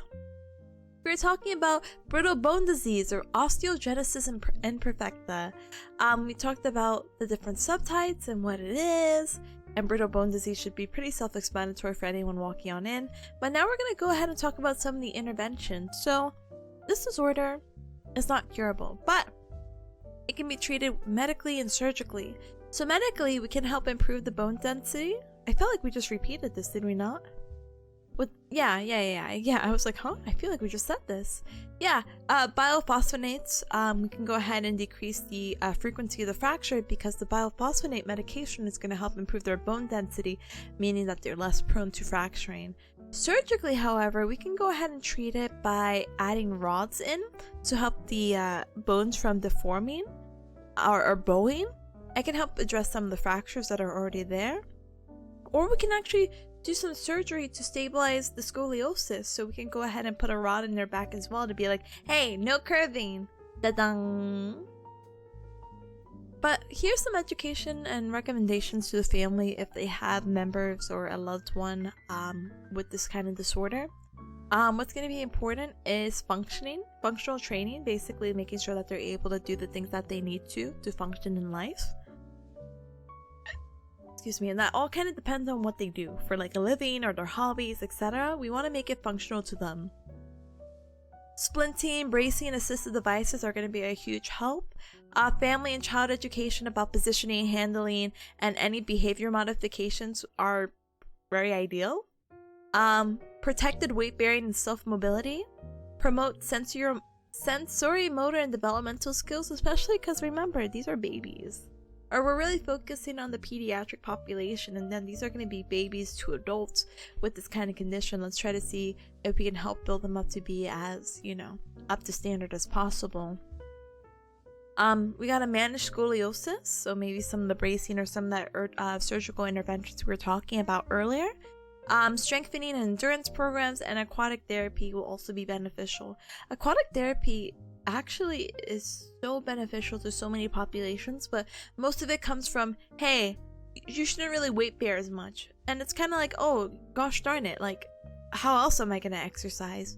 Well, the buoyancy of water to help you kind of float reduces that like 100% weight bearing that you have with gravity going down on you, basically. With aquatic therapy, you could do a lot of things and a lot of interventions that aren't going to aggravate your body, which is really, really neat and very, very helpful for this population. Here are the different types again. Remember, there's 11 types. So 1 is the most common, 2 is not compatible with life, 3 is severe, and you get the skyphotic posture, and 4, that's when you're gonna get the teeth issues. So it's mild to moderate. But we had talked about these points, but we'll talk about them again. So subtype 1 is going to be the most common, with the weight and length being normal at birth, a blue sclera, a short stature, hearing loss, bone fragility, oh my gosh, and hyperlaxicity of the joints. 2 is not compatible with life. They might end up being stillborn or die shortly after birth.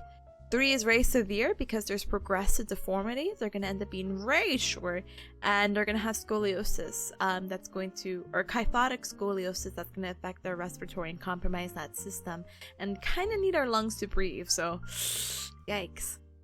And then we have 4 here, which is the mild to moderate with a postnatal short stature. So again, all of them are short, but this one includes the teeth issue, so the teeth are weak or discolored, and discolored.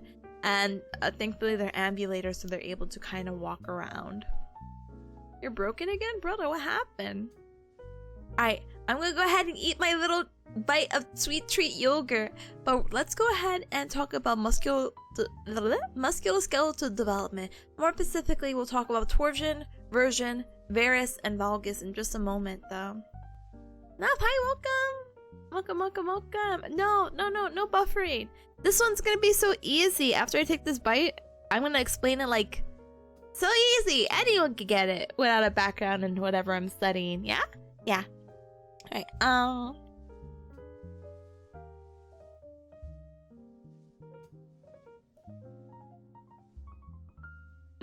yogurt.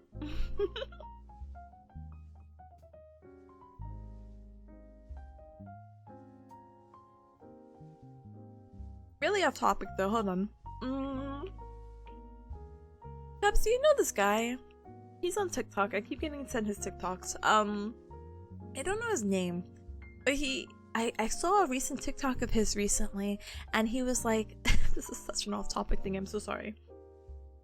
But I saw his recent TikTok where he tried to finish a Chipotle bowl in 7 bites. Cause if you've ever had Chipotle before or are not familiar with it, it's like American Mexican restaurant basically, and it's very famous for its like burritos and rice bowls, etc. But this guy got this rice bowl which is like filled with like rice, lettuce, veggies, cheese, whatever protein he picked, and it's pretty filling. And this guy's like, yeah, I'm gonna finish it in 7 bites. That's me with this yogurt right now. I want to try to finish it in 7 bites before it gets warm and weird. Warm and like room temperature, you know. Anyway, so let's again talk about musculoskeletal development. Let's talk about some of the torsion stuff and hip rotation. So this one's a little bit wacky. Maybe if I make the picture a little bit bigger, maybe it'll help. So let's talk about hip rotation. So we have basically got it down to nitty gritty. Our hips are a ball and socket joint. So the ball is the head of the femur and the socket is our hip joint. Now, there's some wacky things that can happen with this. We have to figure out when we develop, is our hip and ball socket aligned? Is it normal? What kind of a disorder we may have that makes it abnormal, and we'll talk about it with these 2 terms. So for hip rotation, we could talk about version, and version is the position of the femoral head in the frontal plane. So right here, this is the femoral head, this is the hip joint, this is it going into the hip joint, and it's just where it's positioned. And what's going to specifically say is, in addition, this is also going to be the position of the femur and the acetabulum. It goes hand in hand, the femoral neck, the femur, femoral referring to femur being our long thigh bone, yada yada yada. So it's just really focusing on where this is in place to this. This. It's so weird. I wish I said I was gonna explain it easy, but I really can't. To my understanding, the basic baby version is where is the head of the femur and how is it positioned within the hip. While torsion is talking about the osseous position, osseous being a very fancy word for bone position of the bone and its longitudinal axis or twist. Torsion is much more easier to understand because of how it is going into the hip like this. It's at a slight angle. We can see here we have the anti-torsion, anti-version. And what happens with anti-torsion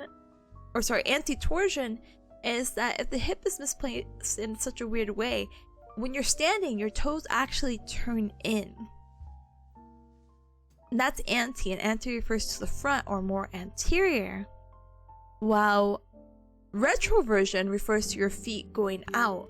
So let's see if I can grab a much better picture of what I'm trying to say, because I think torsions are easy. Versions is a whole new thing to me, let's be honest. See, this picture actually brings it to a very nice simple thing. So this is going to be the longitudinal axis or the twisting of the bone, and this is referring to the ignore this version. We're going to be referring to the torsion. So this is going to be our anti-torsion because the toes are pointed in, and retroversion, the toes are pointed out, and then this one being our base of being normal. This can also, apparently, according to the picture, can also refer to the version, and the version again is just focusing on where how do you say it? A femoral head is sitting and how it's positioned in the acetabulum, which is that socket of the hip. I don't really see a clear distinction between these. Like I see this one looking smaller, and I assume if it's anti-version, it just means that the head of the femur is just positioned slightly further. But I don't recall if it's like a 1-to-1. Like, hey, if you have anti-version, then you have anti-torsion, and vice versa. You know what I mean? That's a little bit wacky. I said I could explain that, and I couldn't. I have a very vague idea. I just cannot do a basic baby line. As long as you know the difference between version and torsion, and you know what anti means and retro means, that's all you need here. It's fine. I'll go ahead and read this though, because this would be useful, and I'll actually grab a picture too in a moment. But let's see. Torsion is a normal amount of twist present in a long bone. So the femoral torsion is the angle formed by the axis drawn along the head and neck of the femur, and another through the femoral condyle. And so anti-torsion occurs when the head of the femur is rotated forward. If the head of the femur is rotated posteriorly, then it's retrotorsion. Version, however, is referring to the position of the segment relative to the plane of motion. Femoral version refers to the position of the head of the femur in the acetabulum. So anti-version is going to be resulting in thigh external rotation. And retroversion. Really? No! Did I confuse those two? No, wait! Because the versions are explaining what I was just saying with the internal and external rotation. And that's what the picture said too. But version is a brand new word that was just introduced into this course, so I'm like, no, they definitely mean torsion, right? Okay, torsion means twisting, and it's just the twisting of the long bone. Version is the external internal stuff that I said. What's more important is the genu varum and the genu valgus. So the genu varum is going to refer to the knees being bow-legged, and genu valgus is going to be the knock-kneed knees. Knock-kneed knees. Yeah, sure. This one is the one that I like to say, oh my gosh, like the anime girl. Oh my goodness. So let's go ahead and get a good example. I think this example is actually really good. Oops. If I do that, will that be better? There you go. So this is normal. So when we stand up straight, we don't really have any bow-leggedness. Genu valgum has kind of the word gum in it, so the knees are stuck together. So we got that yeah, anime girl posing. And then for the bow-legged knees, we have genuvarum. This is not really an appropriate, I apologize. This is not really an appropriate memory tool, but I remember reading, someone remembered the difference between genivalgum, where again the gum and the sticking together, and the genuvarum is because genuvarum has the word rum in it, and apparently when you drink rum, you're a little bit more frisky. Me, leg open kind of thing. I'm like, oh, okay. It's one of those funky things that the medical field in general, the healthcare field, has like all these like really silly, inappropriate mnemonics. But like, hey, if it works, it works, you know? Alright. So for the development of what babies do with the anti-torsion and anti-version, when we are born, we have the maximum anti-torsion at birth and in our entire life. So our long bone or femur is going to be twisted towards the front, more anteriorly. Active external rotation, so kind of like that bony look right here, or like bring your knees out kind of like a frog with extension with walking, is going to decrease this. And we have about 16 degrees of anti-torsion by the age 14 to 16. Don't ask me the normal though. Don't know that one. Sorry. Anti-version, you're going to have maximal anti-version at birth, which is about 30 degrees, but it's going to decrease to about 15 degrees in adulthood. Now the varus and valgus, however, the newborn has a moderate amount of varum. Again, that like knee or leg opening. At 19 months they straighten out. But at 30 months, they start getting physiological valgum. It's really wonky. It's like, oh, they're normal. No, not anymore. Let's see. So apparently, you do not need to know the ages. You just need to know the presentation. So let's go ahead and see if I can reiterate this for my own sake and hopefully remember this. We are going to have the maximum anti-torsion and anti-version at birth. And it's going to decrease the more we weight bear and able to walk and get around. When we're born, we have varum, and then as we age, we get valgum. Sure.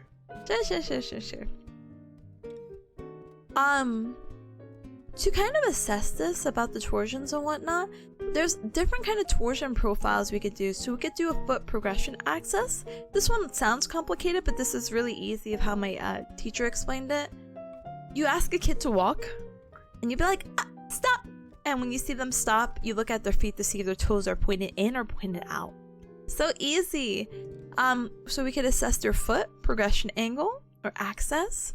We can assess the femoral torsion, so their femur, to see how much it's turned. So we could assess the hip rotation range of motion with a goniometer, and we could have them laying in prone, and we could be like, all right, child, let me see how far you can bring your ankle out this way, out to the side. Okay, now let's see how far you can bring it in, and etc., etc.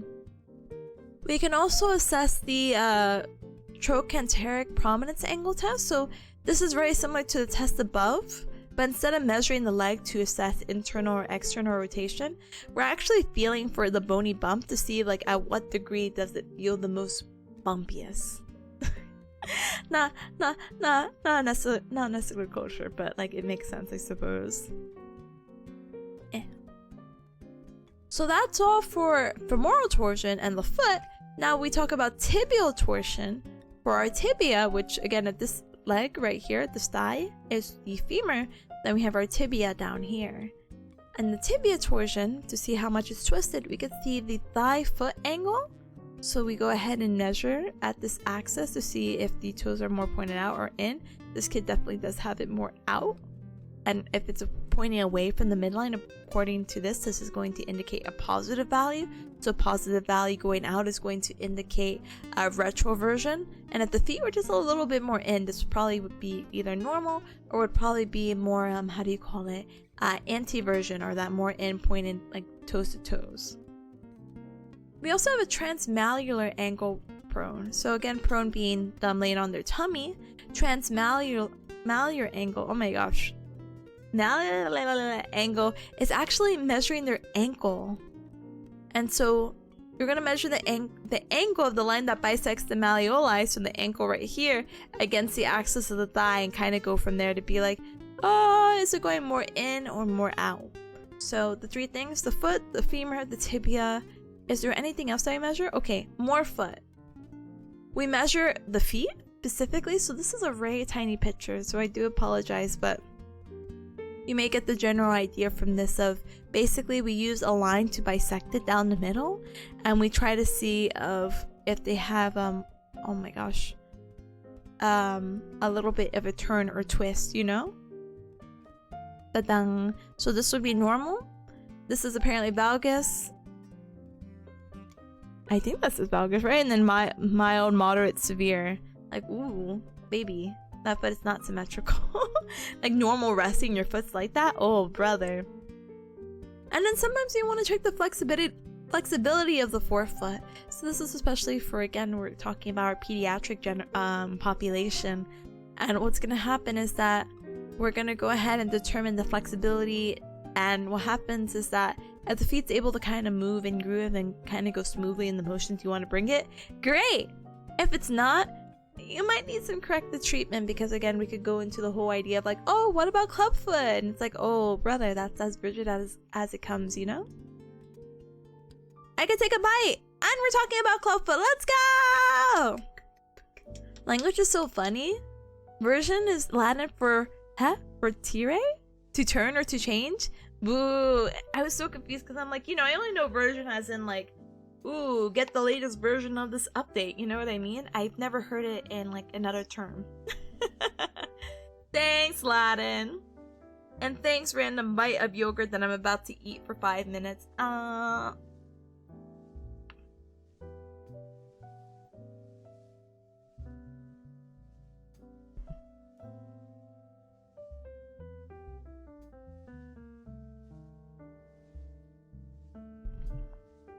I'll finish this yogurt eventually, I promise. Anyway, so let's talk about abnormal development. So, clubfoot's been a very popular topic. This is a normal foot. This is clubfoot. So what happens is that its characteristics is known for this like C shape of it just curving in, and look, it's basically a C, right? It's turned inward and down. Unfortunately, there's only 2 ways to kind of cure this. It could be through surgery, but this is only if conservative treatment fails. We want to try conservative always before doing a non-conservative approach. Not for anything. Yeah, surgery is cool and all, but if you can fix it without surgery, even cooler and probably more money saving. But if you were to do surgery, it would be a tendon release, so probably somewhere back here, and a bone repositioning, so you gotta move your bones, and a fusion to achieve normal alignment.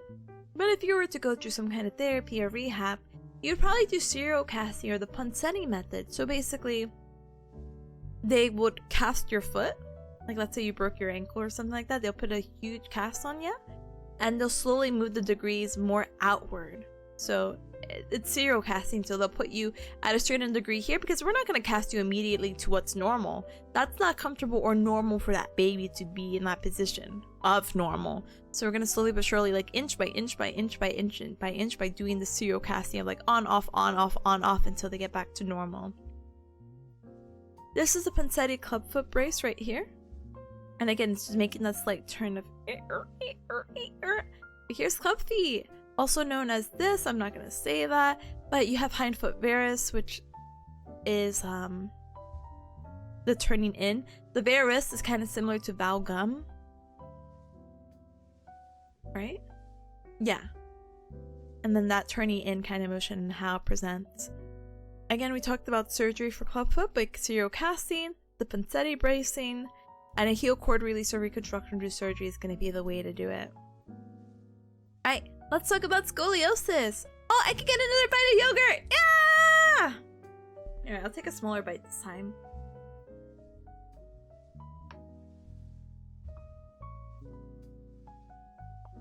Okay. So scoliosis is something I feel like most cubs are vaguely familiar with. So scoliosis is actually going to refer to like the curvature of your spine. So if someone were to take an x-ray of your spine, and a normal person who doesn't experience scoliosis, it should be a straight spine. Now keep in mind, our body does have natural curvatures. A straight spine is not normal in a sense of when you look from a lateral view or a side view. there's something called, like, fun bearcat school fact for you cubs. There's something called bamboo spine, right? And it's actually straight. It's just like this. It's straight, it has no curvatures, it is truly what it is. And it's awful because imagine the lack of shock absorption and you're just stiff because you can't bend, you can't move, you can't do anything with a bamboo spine. But this is okay because the straight spine right here is what we should be seeing. Again, once we turn to the side though and we don't see any curvatures, kind of wonky, kind of concerning, but not scoliosis. But yeah, so straight spine and scoliosis is when we start having that curvature. So presentation again is spinal curvature. Normally it kind of curves off to the side laterally, and this curve can be referred to as the Cobb angle. Postural changes, you'll see uneven shoulders or hips, the rib prominences. So your rib cage might show, like, especially if you're like a skinny fella, you might see like the bony prominence a little offshifted as well. And an asymmetrical waist can be observed. I think I have more pictures down here. Yeah, I have more pictures down there, so it's okay. And they can have back pain, as you would imagine, because of how their muscles are pulling and what they have to do normal activities. Yeah, this is not even, brother. Look at the uneven waist, the hip hiking, the side is higher than this side. All that. So for screening, you could do an Adams forward bend test. So the child bends forward while the examiner observes the spine for asymmetry or rib prominences. Some diagnostic factors we can consider is the Cobb angle, which again is just a measurement of how much they're bending, their age, because you know this is normally like a thing that they have when growing up. Not like you suddenly get scoliosis, but it's just like, oh hey child, you look a little uneven. Unfortunately, I had a friend who had scoliosis, and I think it was a relatively minor case, like very mild. But I think once you hit the age of 18, you're not able to get surgery for it. But if you're before the age of 18, you can get surgery for scoliosis. If not, you'll have to like brace or whatever. I'm not entirely 100% sure of any other intervention, unfortunately. Sorry. But it's really important to also diagnose it and understand the types, because it could be idiopathic, it came from nowhere, it could be congenital, so from birth, or it could be something related to their neuromuscular. For interventions, again, we talked about surgery, but again, to my understanding, this is something you do once you are before the age of 18. But again, because we're talking about pediatrics, I guess it works out. Surgically is indicated if the curve is greater than 40 to 50 degrees. Again, should not even be curving at all. And then imagine, okay, make an L with your finger cubs. When you make an L, that's like roughly a right angle, right? Now make it half that. So imagine your curves bending that much over. Yeah, that definitely needs some surgery. That one's going to be indicated that maybe the curve is even a little bit progressive, you know? Uncle, thank you so very much. Thank you for the waving on in, and thank you so much for the hat pats. I appreciate it. Thank you. Ichi, my son as well. Welcome. What if my back looked like a 9? Should I go to the doctor? Yeah. Yeah. 100%. Yeah. A 9. I wish you the best of luck, gamer. Thank you for being cute. Thank you for being here and spending your time with me, gamer. Alright, so interventions for scoliosis, again, we got our surgery. Our spinal fusion is going to be a very common technique to help, treat scoliosis, to help correct the curvature. We could do some PT, which we can do some exercises to help improve some of that posture, strengthen core muscles, and enhance flexibility. We can also do a little bit of bracing. Like I said, I think the bracing lasts for like I think like you wear it for the majority of the day. I don't recall from the top of my head, but basically if your curve is 25 to 40, bracing could be recommended. Here's another thing about scoliosis, can affect more females than males, usually seen during the adolescent years. And again, signs of scoliosis is the uneven shoulders, curve in the spine, and uneven hips. You can kind of just see it with these lines here.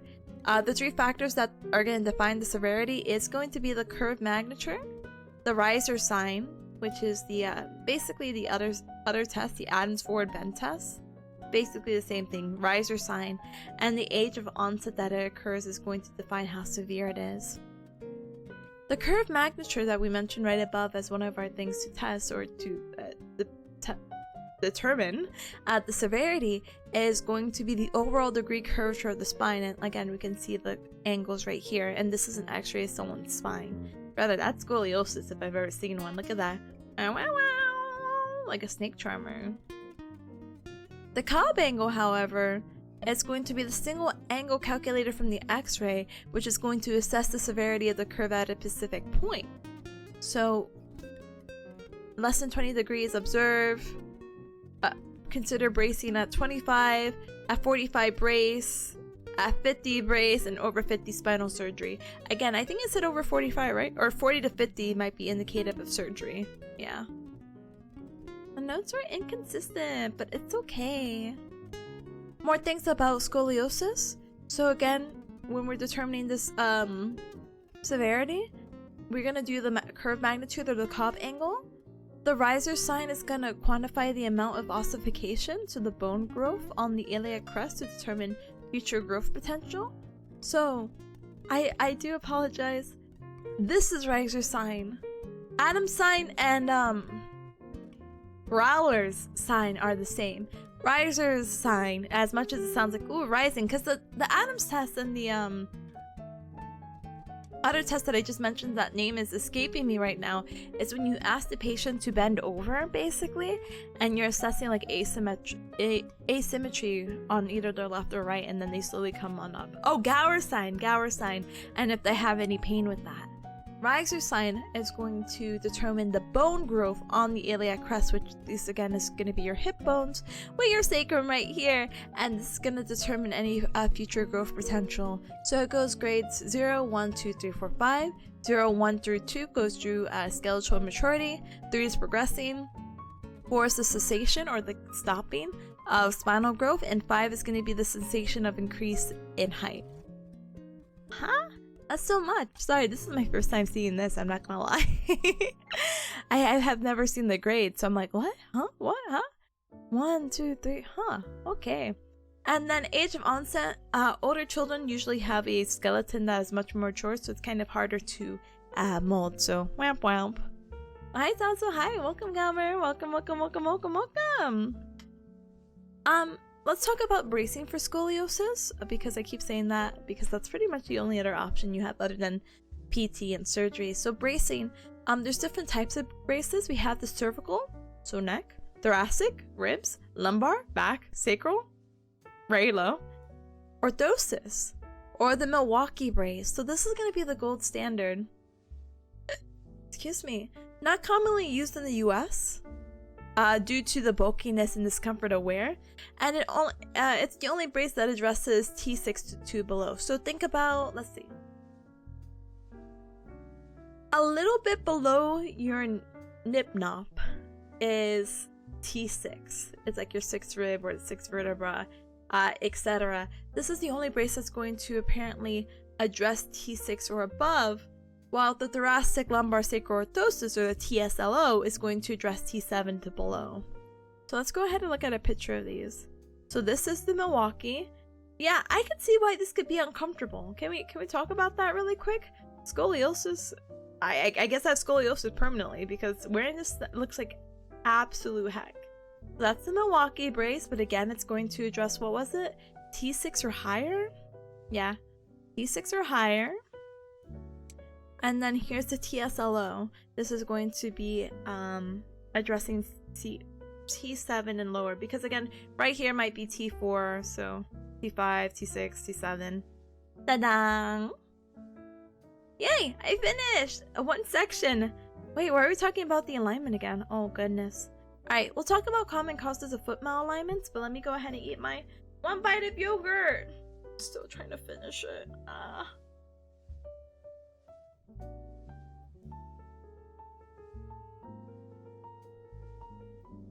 Can I take another bite? I take a small one. Hold on. Thank you for the hot bites off. Hi, hold on. Thank you. Thank you. Hold on. Mm. Mm-hmm. Mm. Mm. Mm. Are you talking about the halo brace? Let's see.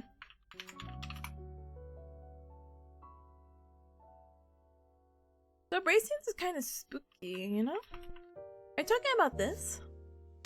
Yeah, so this is, as I hydrate, thank you, Zeph, again. Nom, nom, nom. So the halo brace is more for someone who has instability in their neck, especially really high up. This is a scary brace because there's actually these are nails, okay? These are nails screwed into this guy's forehead to keep his head stable. Because one slippage, one little sneeze, and he's cut off whatever going to his brain, and he dies. So, yeah, kind of spooky. But it is what it is. But as a child, they hang from it to straighten their neck. Oh, well, maybe it might be something else then. Anyway, common causes of foot malalignment. So, yeah, I know we talked about our hips going in and out, but we haven't really talked about our toesies. Sure. So right here we could see a picture of the metatarsus adductus. So you see the toes are going more in. They're curled in, they're turning more in. Blah. And that's how we get this in-toeing. And out-toeing is what you would think. It's just toes are going out, toes are more that way. Common causes of foot malalignment. Why did I write it here? Sorry. Metatarsus is just referring to the metatarsals of the foot. So we have those adducted. It could be due to the internal tibial torsion. So again, from the hip. And it could be due to increased femoral anteversion. So again, that turning in as well. For out-toeing, this is going to be the external rotation of the hip, retroversion, external tibial torsion. I felt like I was saying a magic spell. External tibial torsion. Or it could be calcaneal valgus in a newborn. So basically, maybe they're just born like that, and the bone is just like that, and the calcaneal is referring to the calcaneus bone right here, and they just have valgus, so the foot is just positioned outward structurally. Let's see. For the torsional profiles we talked about earlier, but let's go ahead and we'll briefly just talk about them again. We have the foot progression angle, the hip rotation measurements, the difoot angle, the transmalleolar axis, and the forefoot alignment. Again, these 5 are going to be helping determine about the torsional profile to say, hey, does this kid have anti or retro torsion?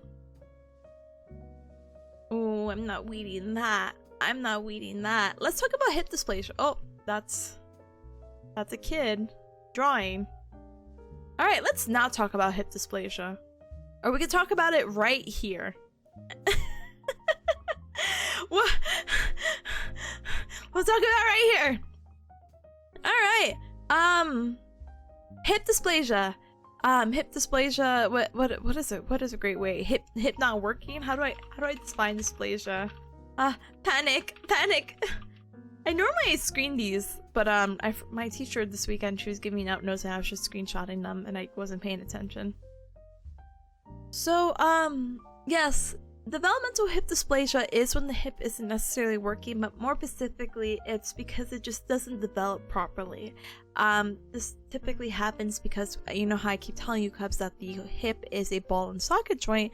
Well, maybe the socket is a little bit too shallow to fit in. So now we end up with this developmental hip dysplasia. And this can happen for a variety of reasons. Okay. This could be due to a breach. Again, the foot or the buttocks is coming out of the birth canal. So, whoops. Happens more to males than females. Oh my gosh, it happens more to females than males. It could be due to multiple births. So if this isn't the mom's first rodeo, that's an increased risk factor. But if it is the mom's first rodeo, then it's also a risk factor. So moms cannot win. If the baby is chunky at 8.8 pounds, that's also a risk factor. And if the baby has been cooking in that oven for more than 37 weeks, specifically more than 42 weeks, oh brother, get that baby out of there. That baby has hip dysplasia, probably. Macro baby. So some clinical presentations we'll talk about in a little bit. I don't want to talk about right here, but we could do a Barlow and Ortolani test, which is I hope I have notes on it. I can vaguely describe it from my memory, but it's not gonna be good, and I'm gonna lose my voice. Ah! But treatment, we would use a harness, which you could vaguely see here. Yeah, you could vaguely see the harness here. Yeah. And traction or surgery would be also really beneficial. Okay, command me. Anyway. Do I have a thing about the other thing? No, I don't.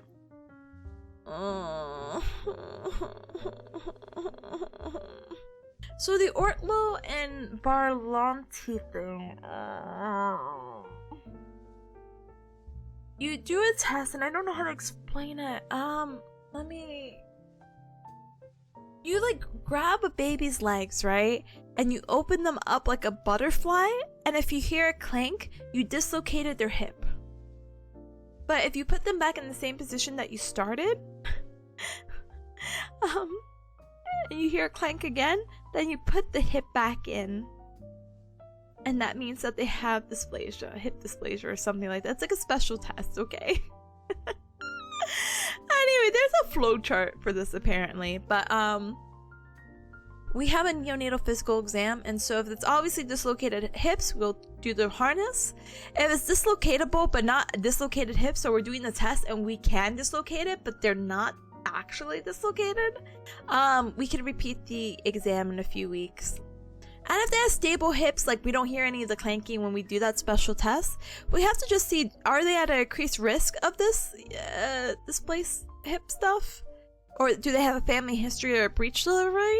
So then I'll be like, yes, we'll go to ultrasound and we'll see where it goes. If no, just continue with the physical examination at each primary care physician visit. Sorry, but going back to dislocatable hips, if it's still dislocatable, we're going to treat with a harness because that's just not stable. But if it is stable, follow up with an ultrasound at 6 to 8 weeks and just continue the examination as follows. Alright, let's talk about leg length discrepancy. So this baby, so you know we were talking about skin folds earlier? About like, hey, symmetrical skin folds are important because if you don't see it, then hey, the baby might be using one extremity more than the other, which is why it's very important to check symmetry. Well, this is it. This baby has a leg length discrepancy, and it's kind of like, well, it's only a few centimeters, right? Yeah, it actually makes a world of difference. Crazy, right? So we can tell that this baby has a leg length discrepancy because this baby actually has asymmetrical skin fold. So you see the skin fold here, it's not present in here. She's slightly tippy-toeing as well. It's a little, yeah. So this is the regular foot, and this is not the regular foot, to my understanding. I might be wrong. But either way, she has leg length discrepancy. But yeah, so the cause can be, wait, I need to take my thing of yogurt. Hold on. Tiny one, so I can eat a strawberry or something.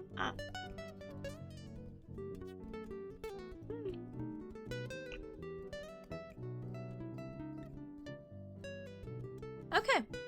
So the cause is idiopathic, so we don't really know what's wrong. Can't be hip dysplasia, which is the whole thing we were talking about earlier. Scoliosis can play a part of it. So remember we were talking about like the uneven hip crest or the iliac crest and the hips being like a little bit weird, or the waist being like unsymmetrical. Can play a part in leg length discrepancy. It could be due to trauma, and honestly it can also be due to genetic conditions. No one's perfect, you know? I guess. So for measurements, leg length discrepancy of 2 centimeters is within normal limits, because again, no one's perfect, and 2 centimeters is not anything to be like worried about. 2 to 6, however, we might need an orthotic, or we might need to add a shoe lift so we can even out this leg to the other leg. 6 to 20 centimeters, however, there's gonna be a limb reconstruction, and if it's over 20, brother, you get a prosthetic for that baby, because gosh darn it. I can't do anything about that. Limb reconstruction, this is a popular surgery that a lot of people have been getting more for cosmetics reasons, because it can make them taller, and so that's what some people have been doing. I don't know. Anyway, so how to measure? We could do a visual assessment because sometimes you could just see like, oh yeah, that foot is longer than this one. We could also do bony landmarks, so again we can see like the hips, like okay, this hip is higher than this one, what's happening? We could assess skin folds, which is what we did with the baby's photo right above. And we could just check their standing posture, how they're standing. Are they kind of slumped over because they're slumping over their shorter limb? Let's see. We could check the assessment of gait, so we can have them walk and we'll see like, they're walking a little bit wacky. We could test them supine, so on their back. We could test them on their stomach. We could test them long sitting, so this is when they're sitting but with their legs straight up. Or straight out, not up. Ooh, oh. And that's a good core exercise, I guess. And we can do a standing assessment as well. I feel like I just said that 500 times. Standing posture. There we go. They're technically different. We could also take a tape measure and measure from like the belly button to various parts. So we have like belly button to medial malleolus, so that's like our ankle right here. Belly button to medium patella, so right here. Our patella is our how do you say, our kneecap. Middle of the patella to medial malleolus. ASIS, which is right up here, or anterior spinal anterior superior. Wait, what?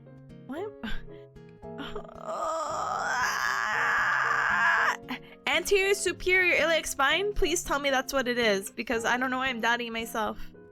Please. Anterior superior iliac spine. Thank you. I was about to start crying. I'm like, revoke my soon-to-be degree. But yeah, ASIS is a structure right up here, and we can measure down to medial malleolus.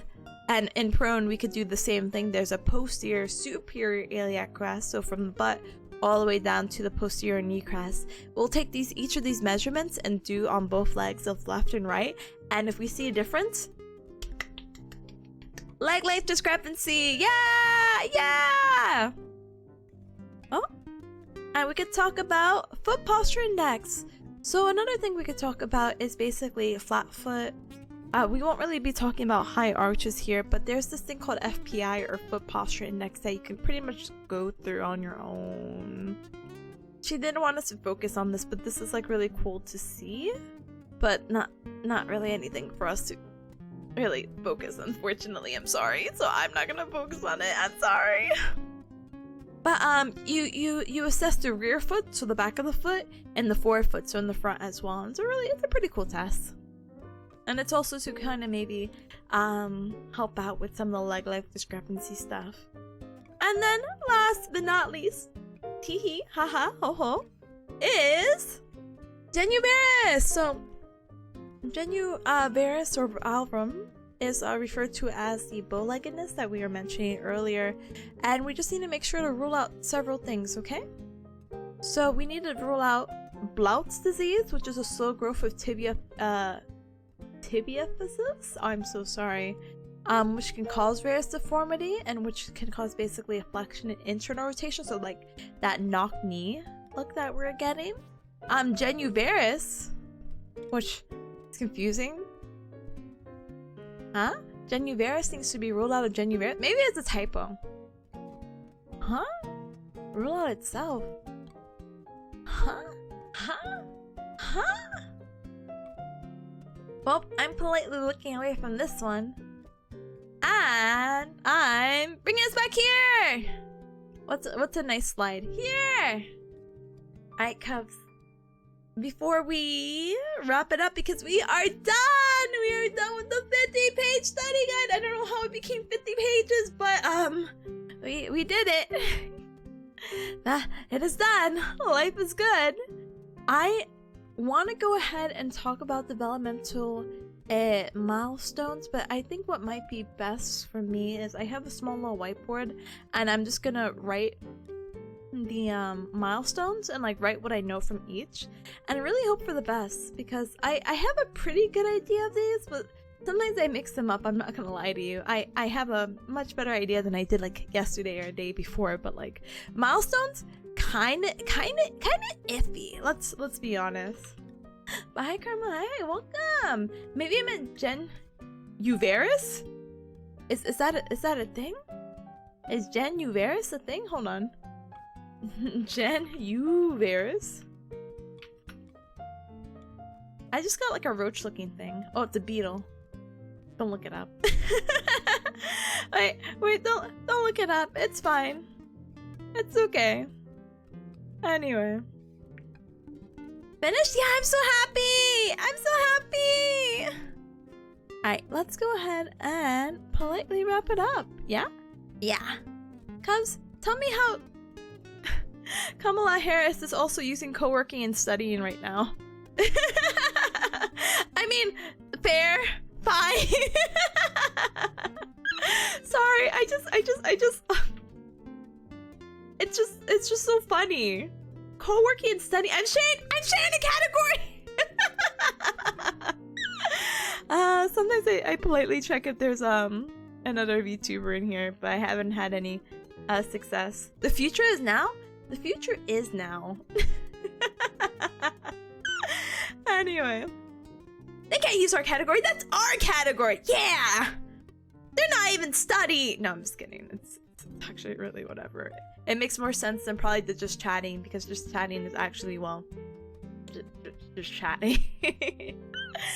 Anyway, thank you Erika for joining me today. I really do appreciate it very much. I really do. So thank you. I'm so sorry we had to go through midterm heck week, but guess what? It's done after this. Hopefully I score very good. Smiley face emoji. And life will be good. I really hope. Let's go ahead and politely wrap it up, because as much as I would love to talk and hang out still, then we have to play another ad and then get through, like, I don't think it's necessarily worth it. Not that I wouldn't want to spend more time with you, because it's just I really have this exam to focus on, so I do apologize. My priorities are like but yeah. Oh, good job on finishing. Thank you. You're going to round 1 tomorrow for the plushies. Manifest with me. I get the full local plushies. I'm manifesting for you, buddy. I'm going this weekend to round 1 as well for the Hololive plushes. So please manifest right back at me, please. I want those plushes so bad. My biggest fear is that everything is just randomly sold out. And I would cry. Manifesting for us. Let's go. Let's go. I'm so happy and so excited. Oh my goodness. Alright, let me sorry, I'm trying to find someone for us to politely raid into. I don't think we're gonna be raiding into Kamala Harris right now. You know how I feel about followers only chat. Oh wow. Tayu's playing Signalis. I know how some of you cubs like Signalis. And you know, I do owe it to Taeyu, you know? I do what do you call it? They do raid into me and I should raid into them. Yeah.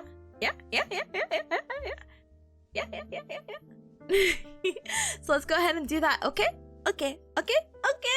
Let's go ahead and I'm so sorry. Let me just do one more quick thing. But yeah, if you guys are going to round 1 this weekend, please, I wish you the best of luck in getting whatever you need to do and whoever you want to get, and I hope the drinks are available. Thankfully, I'm not in California. I feel like in California, I think everything is sold out. So, yay, East Coast. Ooh.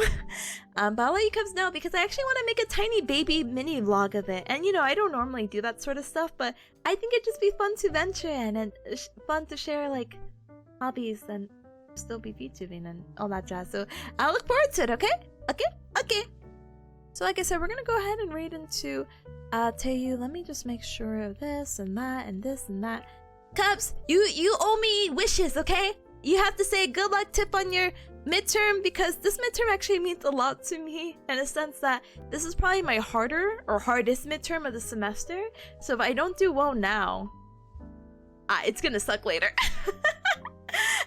It's gonna suck much later. But thankfully, I feel more confident in this than the other two, because the other two I'm like, I don't even know what I'm studying. While pediatrics is like, well, I know what I'm studying, but it's just a lot of content, you know. But hopefully I can report back with really good news, okay? Maybe. But yeah, thank you for the stream tip, but best of luck on the exam and see you at anime night. Exactly! See you at anime night! Best of luck, thank you! I appreciate it. Speaking of anime night. Hi Cubs! Feel free to join the Discord, and if you're already in the Discord, thank you so much for your support. Thank you for being a part of the Cub Club! On Thursdays, which is today, we have anime night at 8:30